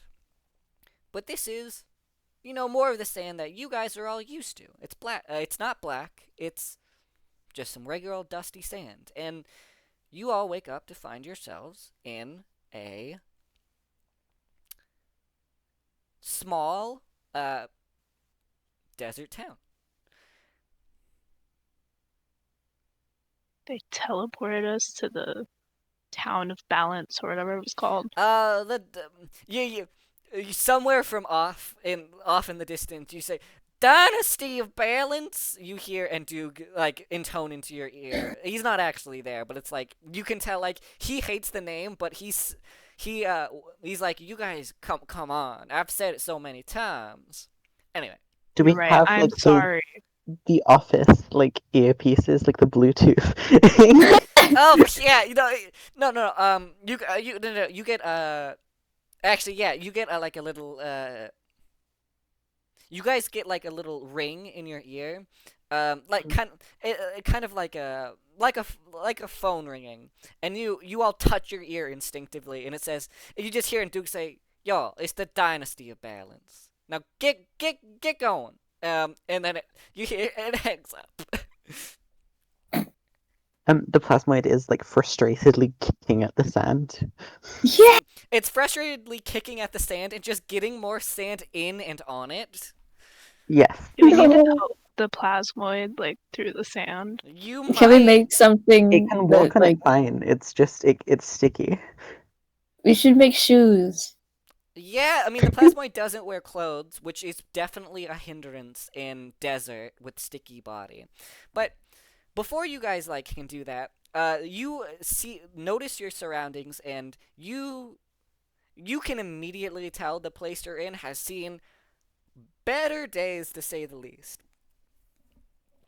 You're in almost a Western style, uh, uh, if you a Western style town with one main road, and on either side are crumbling shops, a saloon with a broken hinge door, and like a far an alchemist whose sign has clearly the sign and building have clearly been blown off by some failed experiment inside, and you can see that this place is deserted, or almost deserted. You see a Mm-hmm. couple of Are we gonna get people. attacked by a cowboy? Well, there are cows and boys and cow men in D&D, but no, no, no.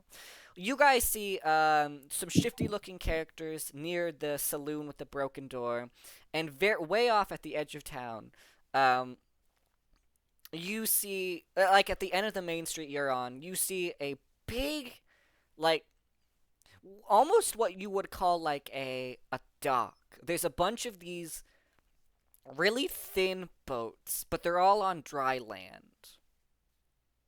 Mm-hmm. And Endu calls one more time and says, "I forgot to tell y'all. We could not drop you right by the place you need to go. Portal issues. Um, y'all are gonna have to just make it there yourself, and do be quick about it. All this work is it's piling up while you're gone. Um, all you know is that the name Amos Brand, and that you need to find him. Okay. I that So we're at like a saloon kind of thing. Did you say? Yeah, you're in like the edge of a main street of a dusty town that's crumbling at the seams, and the saloon is like a like 20, 30 feet to in front of you to the right. Okay. Also behind you, you notice is the ocean and you notice is the ocean and one really creaky broken dock. And Oh, even beyond farther than that, you can make out just in the distance the shoreline of another landmass. But From the dock. you guys are in the Dynasty of Balance, and you need to find Amos Brand and get rid of him. By some means or another, maybe, I don't know, maybe killing him. I don't know. That's what you've been tasked with doing, but you don't have to because it's your adventure. is there From anybody the walking dock. around? Actually, there is, and in fact, there's a lot of shifty-looking characters around, and right near the saloon, stumbling out of it, are four men. Ew. Four men who a dwarf, two humans, and strangely enough, in this desert environment, an elf. And they're all wearing like traditional cowboy attire, and at their sides they all hold scimitars. And they're laughing and they're drunk, and they burst out of the saloon, joking, roughhousing a little bit, and all of a sudden the dwarf says, "Oi, oi, you see that?" Oi. And points off to something down the alley nearby, and they all run that way. Okay. I chase after them. I want Okay, to chase after them. very fitting for your character. So Mizray runs after them, and the alley that they've ducked behind. Mizray, do you guys follow Mizray? Yeah. Yeah. Okay.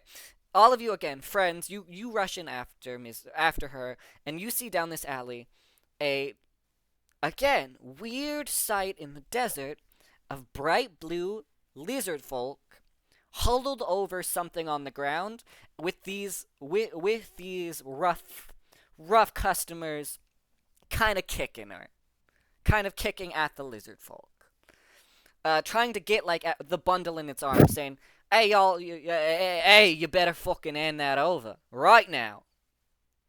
Have they drawn their swords? No, but they also are starting to get very rough. Like Are they facing away from us? they are. They are facing Stealth check. stealth check. Oh yeah. Well, okay.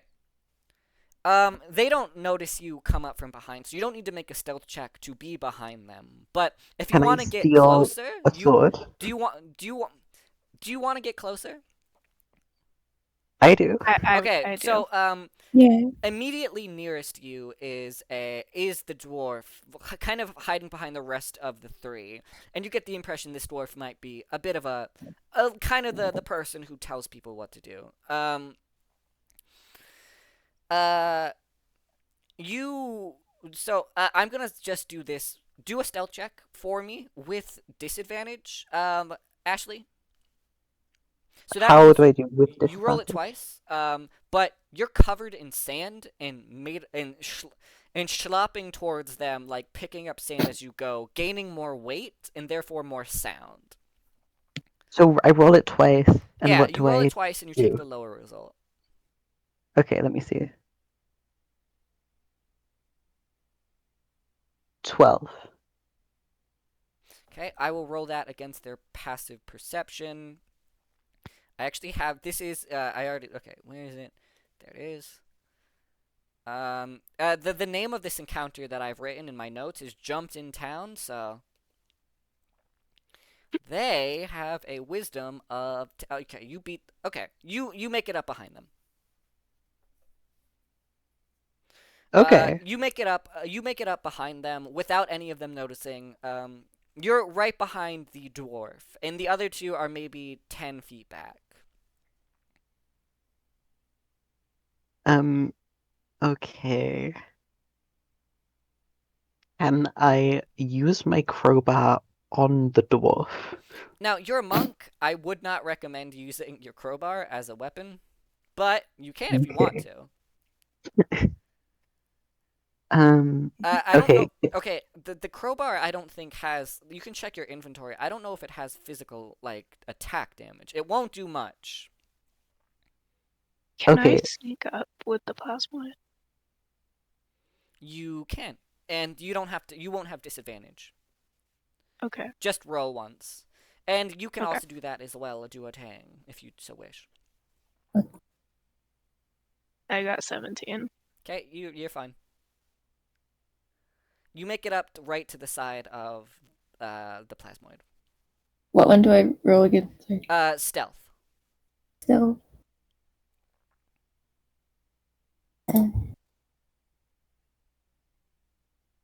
7.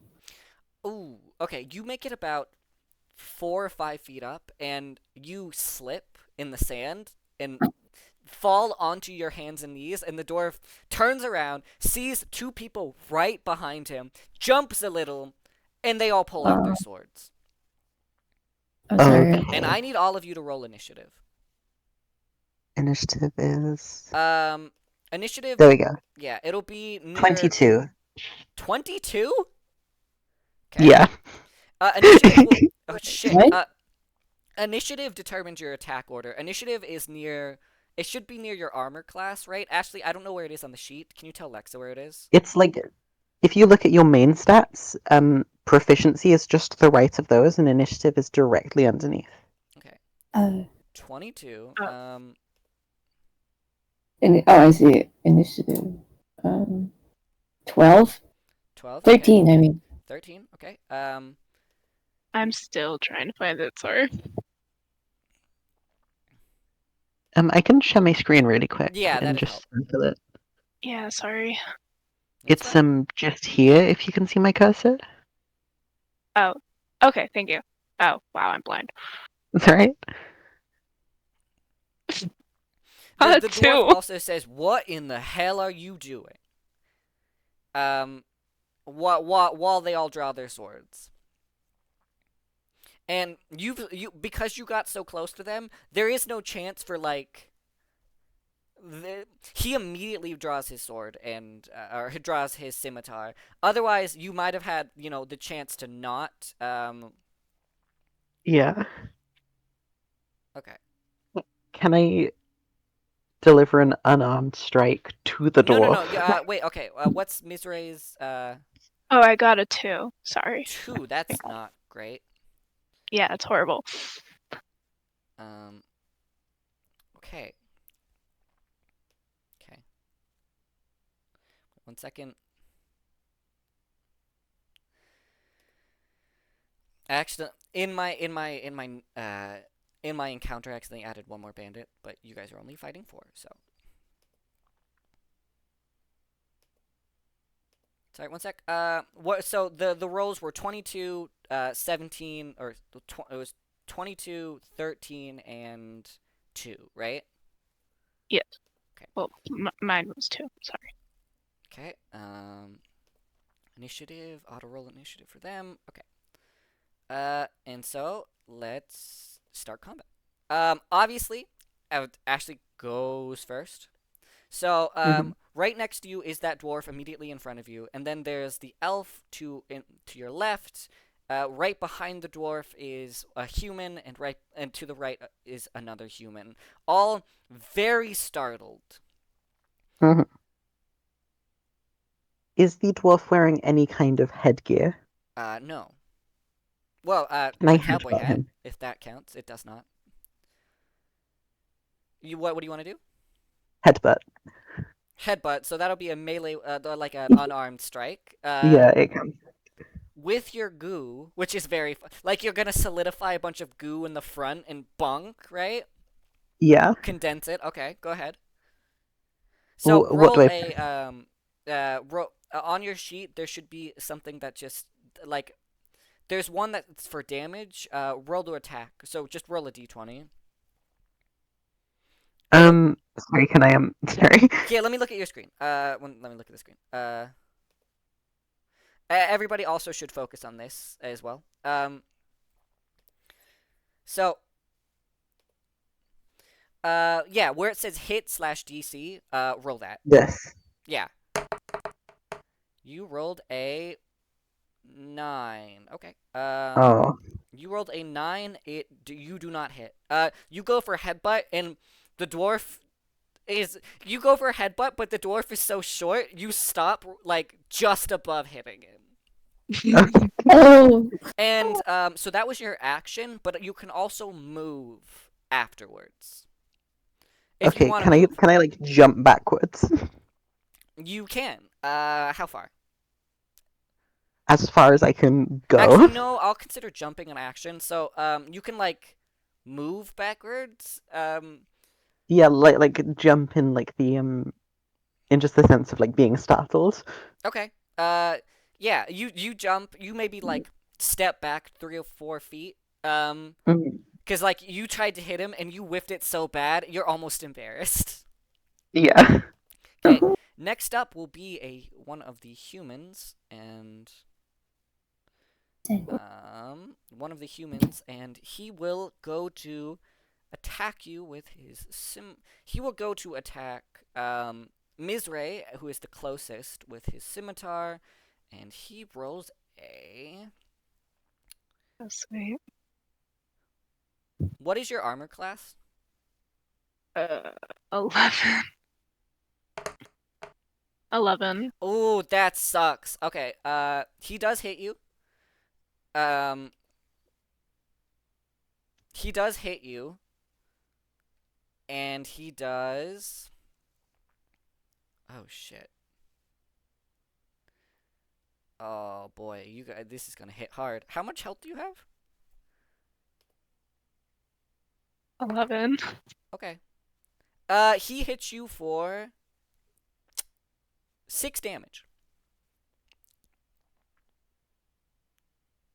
Cool. It's amazing. Yeah. Okay. And after that, he's gonna try to like push in front of you, like just stand directly in front of you, so he's kind of blocking his dwarf boss. Mm-hmm. Now, next up is the dwarf, who will pull out a light crossbow he has in his like leather duster that he's carrying. um, Oh wait, no, you don't take 6 damage. You take 4 damage. Oh, I was reading it wrong. You take 4 damage. That's better. It is better. It's certainly better. I was gonna say, woo. Yeah. Okay. He pulls out his crossbow and aims it at Mizray in the back. And roll. He's behind me now. I appreciate that I've gotten away with this. Oh yeah, well, yeah. He's like he pulls out his crossbow. He looks at you and he's like, so right there's a human in front of him. He looks to the side of the human at you because the human is now the human bandit is now in front of him. He looks at you and he sizes you up and he doesn't think you're a threat at all. And so he shoots at Mizray in the back with his crossbow. He rolls a. What do you get behind me? Ooh, what is your AC? He's not behind you. So in front of you is a human, the human who just attacked you with his scimitar, who slashed at you. And behind him is the dwarf. Yeah. Quick Oh, okay. question. Oh, okay. That makes sense. Okay. So, Lexa, yeah. what is your AC? Can I see your sheet? Yeah. Okay. It might be easier if all of you just share your screen, by the way, so I can just. Okay, just all the time. Yeah. So, quick question: what is a bonus action? A bonus action is like an action you can take after an action, I think, Oh, okay. or it like in between actions. Okay, so I could have gone twice, I think. oh, do you? Oh yeah, you're a monk. You can hit people twice in a row. So Lexa, go to your armor class is 12. Okay, I need you to. So he hits you. He hits you with this crossbow bolt, and it does. Wow. Okay, it's gonna do a lot. Mhm.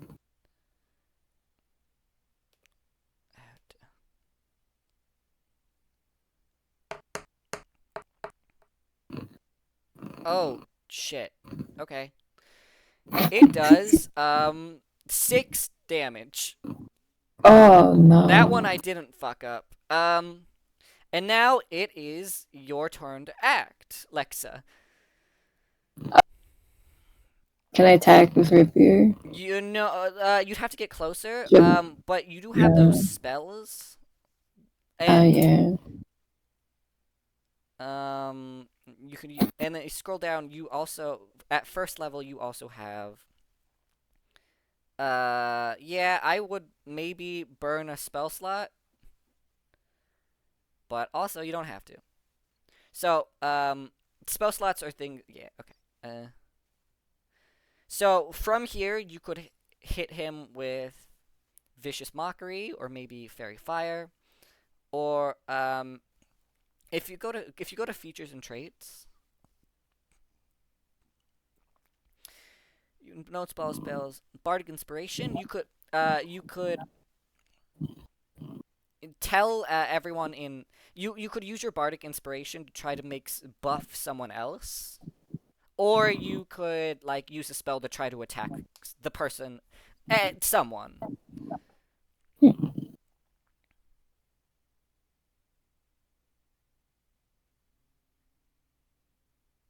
If you go to Yeah. do you want to use a spell or do you want to use a bardic inspiration? I would use a spell. Yeah. I guess vicious mockery because that. That does so. Fairy fire will probably. Can you click on it? It'll probably do more damage. One action. Oh, that's not an attacking spell. Okay. Um. So yeah, you okay. Use vicious mockery. Um, click it. So you unleash a string of insults. The spell's damage increases by 1d4 when you reach 5th level with subtle enchantments. It must succeed on a wisdom saving throw. Okay, so your wisdom is 12. Who do you want to attack? Um. Have we attacked one of the humans yet? No. No. None of the bandits have been hit. Okay. Maybe one of the human. Are you fucking? Maybe.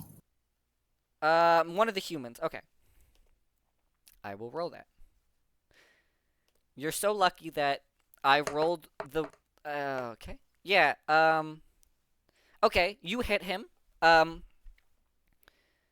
You hit him. So click where it says 1d4. By vicious mockery. 1d4 psychic damage. Ooh. So, Vicious Mockery, by the way, is a spell where it's basically you point at someone and say something really mean and to cause fucking psychic damage against them. So I want you to say some dope shit and like something that would really, really tear this guy down. So click it. Oh no. Well. You roll. Okay. He takes 3. Which human? The one immediately that attacked Mizray, or the one behind?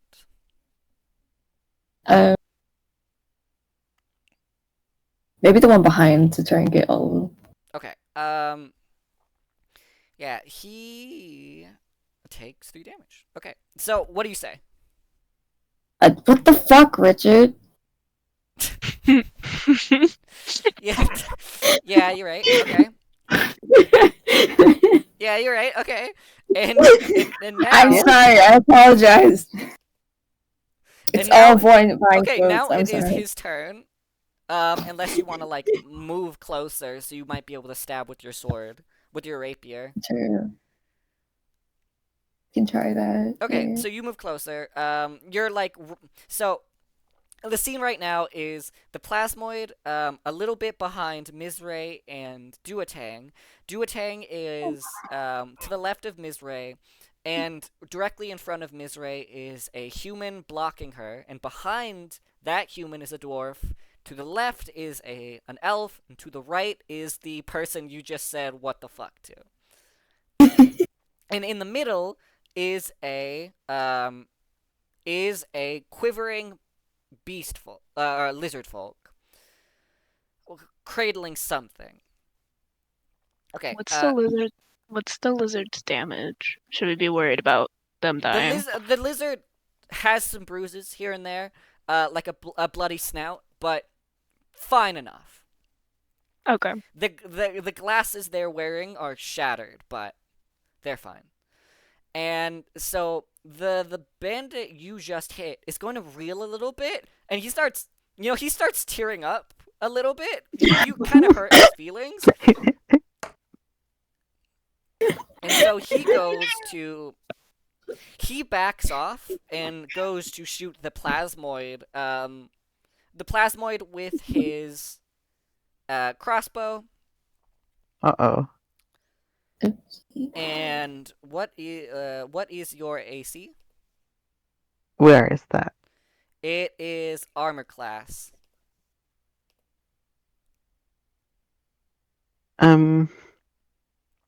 It's Where right is it next to. located? It's right next to initiative. Your armor class is 13. It's right by initiative. Oh, there we go. Yeah. Yeah. He hits you. He rolled a 17, and you have a 13 armor class. He hits you for, God, that is a. You guys want to get in close. Those crossbows do more damage than the scimitars do. He hits you for. Are you fucking okay? He hits you for 7 damage. Oh my god. Oh no. Okay. And while this is happening, people have started filing out of the saloon and seeing you guys. You guys go up here to like protect this. You're really getting your asses handed to you. Mm-hmm. And now it's Mizray's turn. Okay. I'm gonna hit the guy in front of me With my longsword. okay. Okay. With your longsword, you hit the person in front of you. And you actually get a +2 to all one-armed attack rolls. Wow, you're gonna do so much damage. Holy shit. Okay, if you hit. So roll a hit to DC. This one? Yeah. Okay. Yeah, Mizray is fucking. Yeah, you Oh my hit. God. You hit. Barely. Now do. Click the 1d8 plus 4. Actually, no, it's 1d10. No, it's 1d8 plus. No, it's 1d8 plus 4 because you're using it one-handed. Yeah. Oh my god, you rolled max damage? He's. Oh my Okay. God. Yeah. Okay. So, Mizray, this guy, the bandit in front of her who hacked at her with her scimitar, like lightly cut her arm, and she gets furious. She pulls out her longsword, and she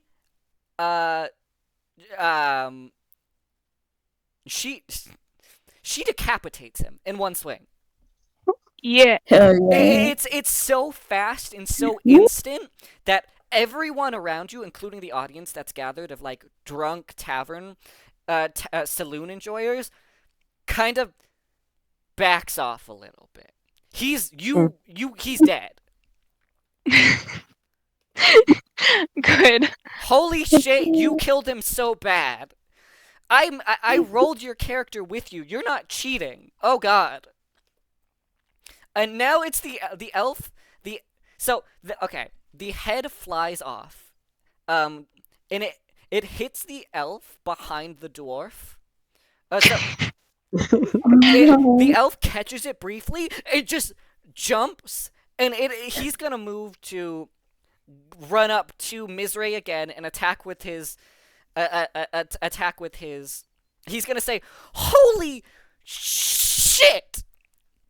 He's gonna run up and try to attack, swing his scimitar again, desperately to try to hit you. But I did the right thing. You did. Your AC is 11. He hits you. He does hit you. Yep. He hits you for. Shouldn't he have disadvantage because he's so shocked? Yeah, shouldn't the head do some Oh. damage? No, Or the head just doesn't do screw with damage, the head? but I think it should I do know, I bludgeoning you know damage. what? Yeah, he's scared. You killed his friend in one swing so brutally that I think it doesn't matter. He had disadvantage and he still hits. He rolled a 16 and a 19. And he does. Is it 1d6 that he does? Yeah, okay. He does. One sec, I'll be back. Yeah. He does 5 damage. Rude. Wait, doesn't that mean you're dead? Wait. No. Oh yeah, you not- have 2 health. Okay, that's good. And now he cuts you Wait. again in the same spot, so your arm is gushing blood. You're just about to pass out. And he regains a bit of his composure because of that. So I could only attack. I couldn't move, right? It's not your turn. It's Ashley's turn. I know. I mean, I just meant on my turn. No, I you could can only move and attack. you can attack and move in the same turn. Oh. Okay. Okay. Is it me? It is your turn. Yes. Okay. Can I go for the dwarf again with an unarmed strike? You can. So the dwarf is standing there terrified as the person whose head was cut off by Mizray slumps to its knees, and it's like a font of blood is dripping down on him. Just spread like a Okay. fountain of blood is just getting in his eyes. He's in shock. So you run up around the body and go to, what do you do? You punch him or you kick him? What do you do? I go to punch him with my right hand Okay. in the head. For how much? What do you roll? Let me see. 24. Oh yeah, you hit him.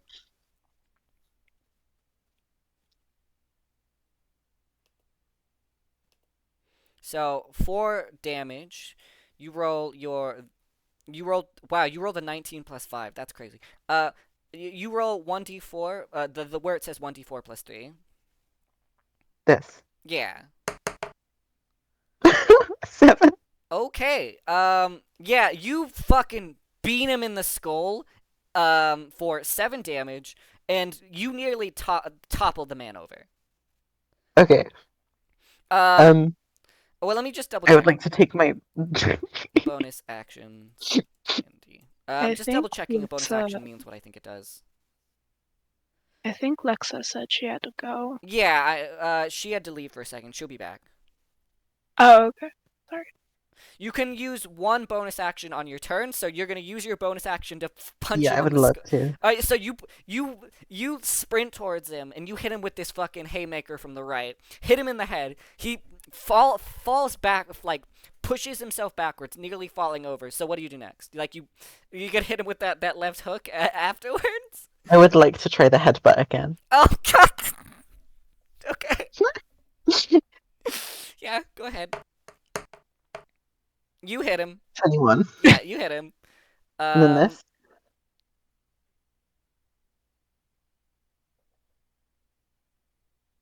Roll damage. Wow. 4. Okay. Oh my god. Okay. How much health does he have?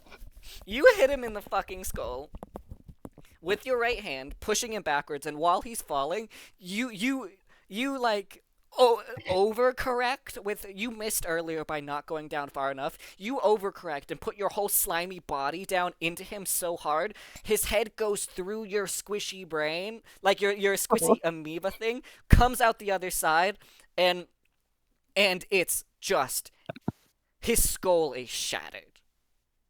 Is he dead? He's dead. He's dead.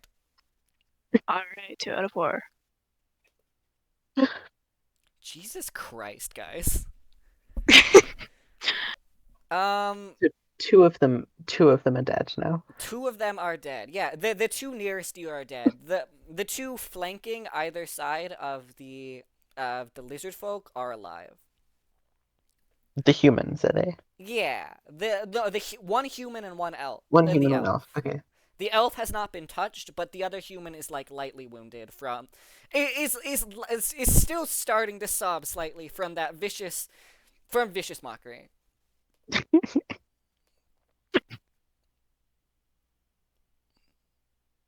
Oh, okay. Lexa is at dinner. Mm-hmm. So I will play for her and for the time being. Okay. Yeah. Okay. Okay. So Duotang goes up. She's to the left of Mizrae, who just cut this person open, and is like, "Oh, whole, fucking nice job." Like gives you a high five. Yay, a high and five. now runs after the elf, who's the only one who's untouched, and pulls out her rapier.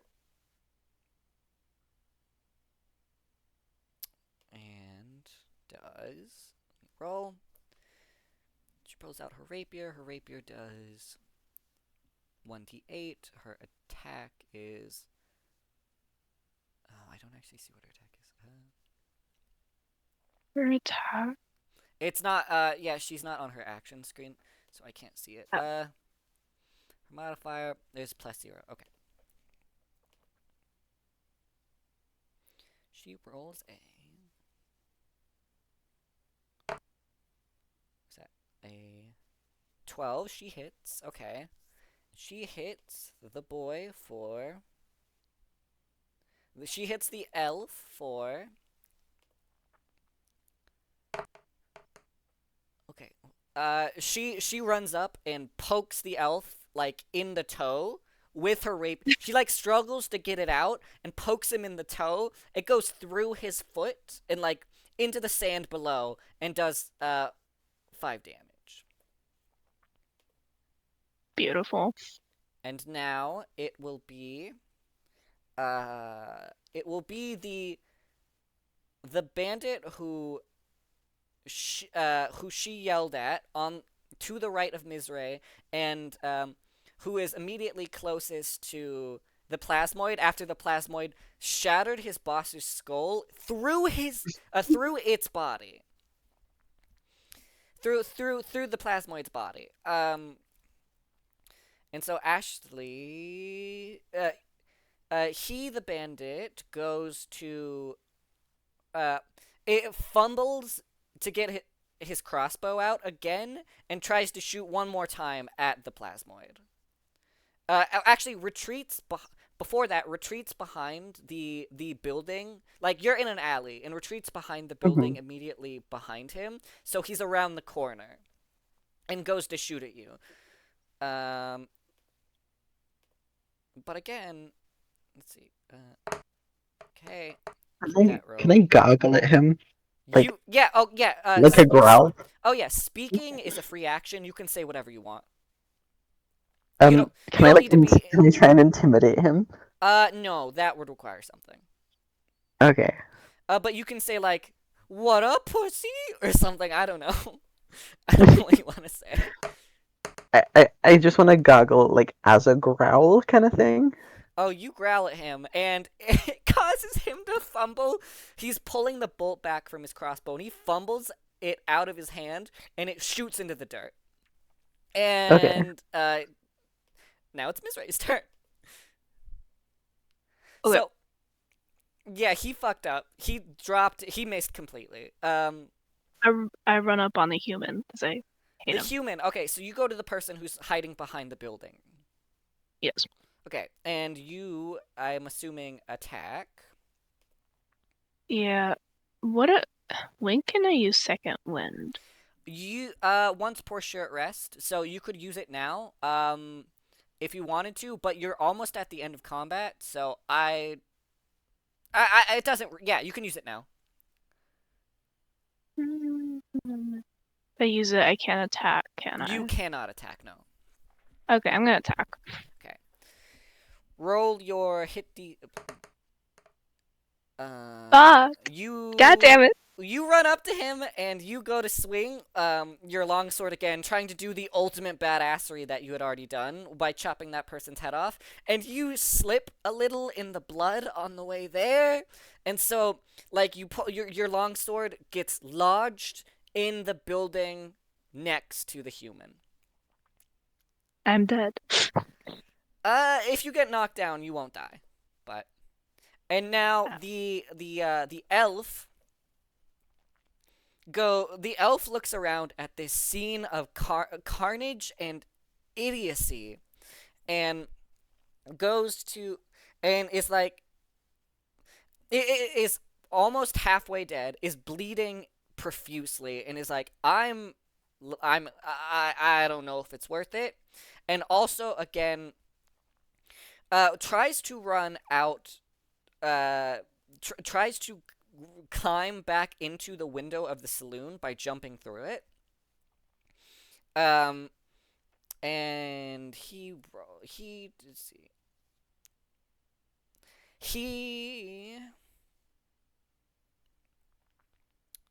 Well, what is his? Okay, he makes it. Oh wait, that's a 6, not a 9. He tries to jump through the window to like hide behind it. Again, slips, jumps into the window, hits the pane of glass, and his head goes through it, and his body does not. And he falls onto that pane of glass, and it actually does, it does 2 damage. Because he tried to jump inside to, like, hide behind and get cover, tries to go through the glass, and fails horribly and gets cut on the glass, and he takes 2 damage. Okay. And now it's top of That's the order. beautiful. So you have a bandit bleeding from an elf bleeding from basically everything after Mizray after being stabbed through the foot. He tries to jump through the window and misses and cuts his arm, so his right foot and his right hand are just in tatters. You can see bone, and he's sobbing. And now it's your turn, Ashley. Okay, who's left? Sorry, and how There much? is the bandit hiding behind the building to your forward right that Mizray tried to attack with the sword, and that got lodged inside, and the bandit in the window. Now, Mizray only has 2 health. Who is the least dead? The bandit who is hiding behind the corner. Can I go for him? You certainly can. Yeah, go ahead. Roll attack damage. Headbutt. Headbutt again? I turn. I played 1 round. You stabbed someone in the foot. Oh, heck, thank you. Yeah, I- 9 on the 9 the on the first hit. attack. You miss. You miss with the headbutt again, but a little bit of the skull of the dwarf pops out and lands on the guy. It doesn't hit him or Okay. hurt him, but the little bit of skull that you headbutt the dwarf, and his skull shattered inside. So a little bit of the head just ploops onto this bandit. Mm-hmm. Oh, I'm going to try again. You will try again with your bonus action. Okay. You hit for 7 damage. Oh, okay. And with that, he is on death's door. You hit Okay. you you try to hit him with the headbutt again, and you've moved some of the bits of skull inside, so some fell out, but now like a really huge like the forehead is right at where your forehead would be if you weren't made of goo, and you hit him with that um through the other bit of skull that was already on his head, and you knock him to the ground. Okay. The plasmid is like red now, by the way. Like just entirely. What? Oh yeah. By the way, the plasmoid changes color depending on dye, and it's absolutely dyed horribly red because this blood has been gushing in it and on it from the head being chopped off and the head smashed with a headbutt. All of the bystanders are just they're hooting and they're hollering and they're like throwing a toast to you now. They're absolutely loving this. Now it is your turn, Mizrae. So you are you are near the body of the dwarf and the first human, and to your left is the elf who tried to jump into the tavern and escape. Who you stabbed this elf in the foot, and so that caused him to miss his jump into the tavern, into the saloon, and he cut his arm on the glass. And he's basically dead, and the other two are off in the distance. Um, the other two, by the person who's the plasmoid just hit in the skull with someone else's skull.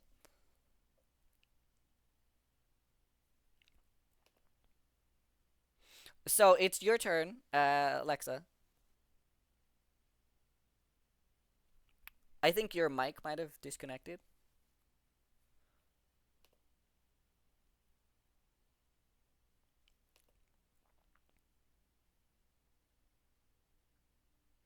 Oh, ruh-roh.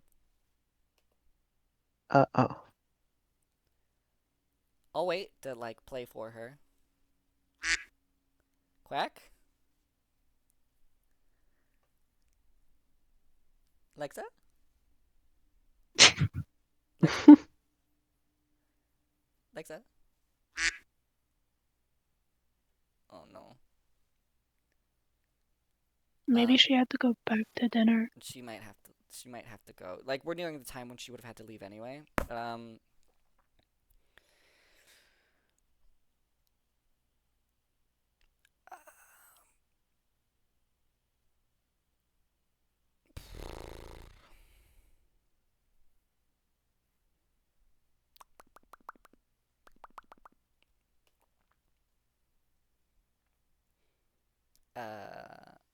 Okay, I'll play for her. Um, so with what just happened, seeing this guy fall over like a fucking dunce after she stabbed him in the foot, um, she actually hits him with vicious mockery, and so like she hits him with vicious mockery from a distance, and he does not save. Okay, and she says, uh, "Get fucked, bozo." Beautiful. Yeah. And she. Just come back and it's great. Oh, okay. No. You roll. Do what? Oh, I can't stay. We're But almost it's done. We're almost done. Your character just said "get fucked, bozo" and killed the elf that you stabbed in the foot.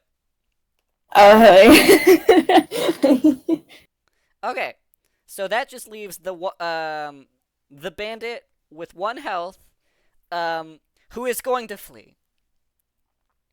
He's going to run away from both Mizrae and the plasmoid, and he's But going. Throw a so ball he's bearing gonna at kill him. me. What? You can actually you guys have it should be in features and traits maybe or description. You should be able to attack someone disengaging for maybe description.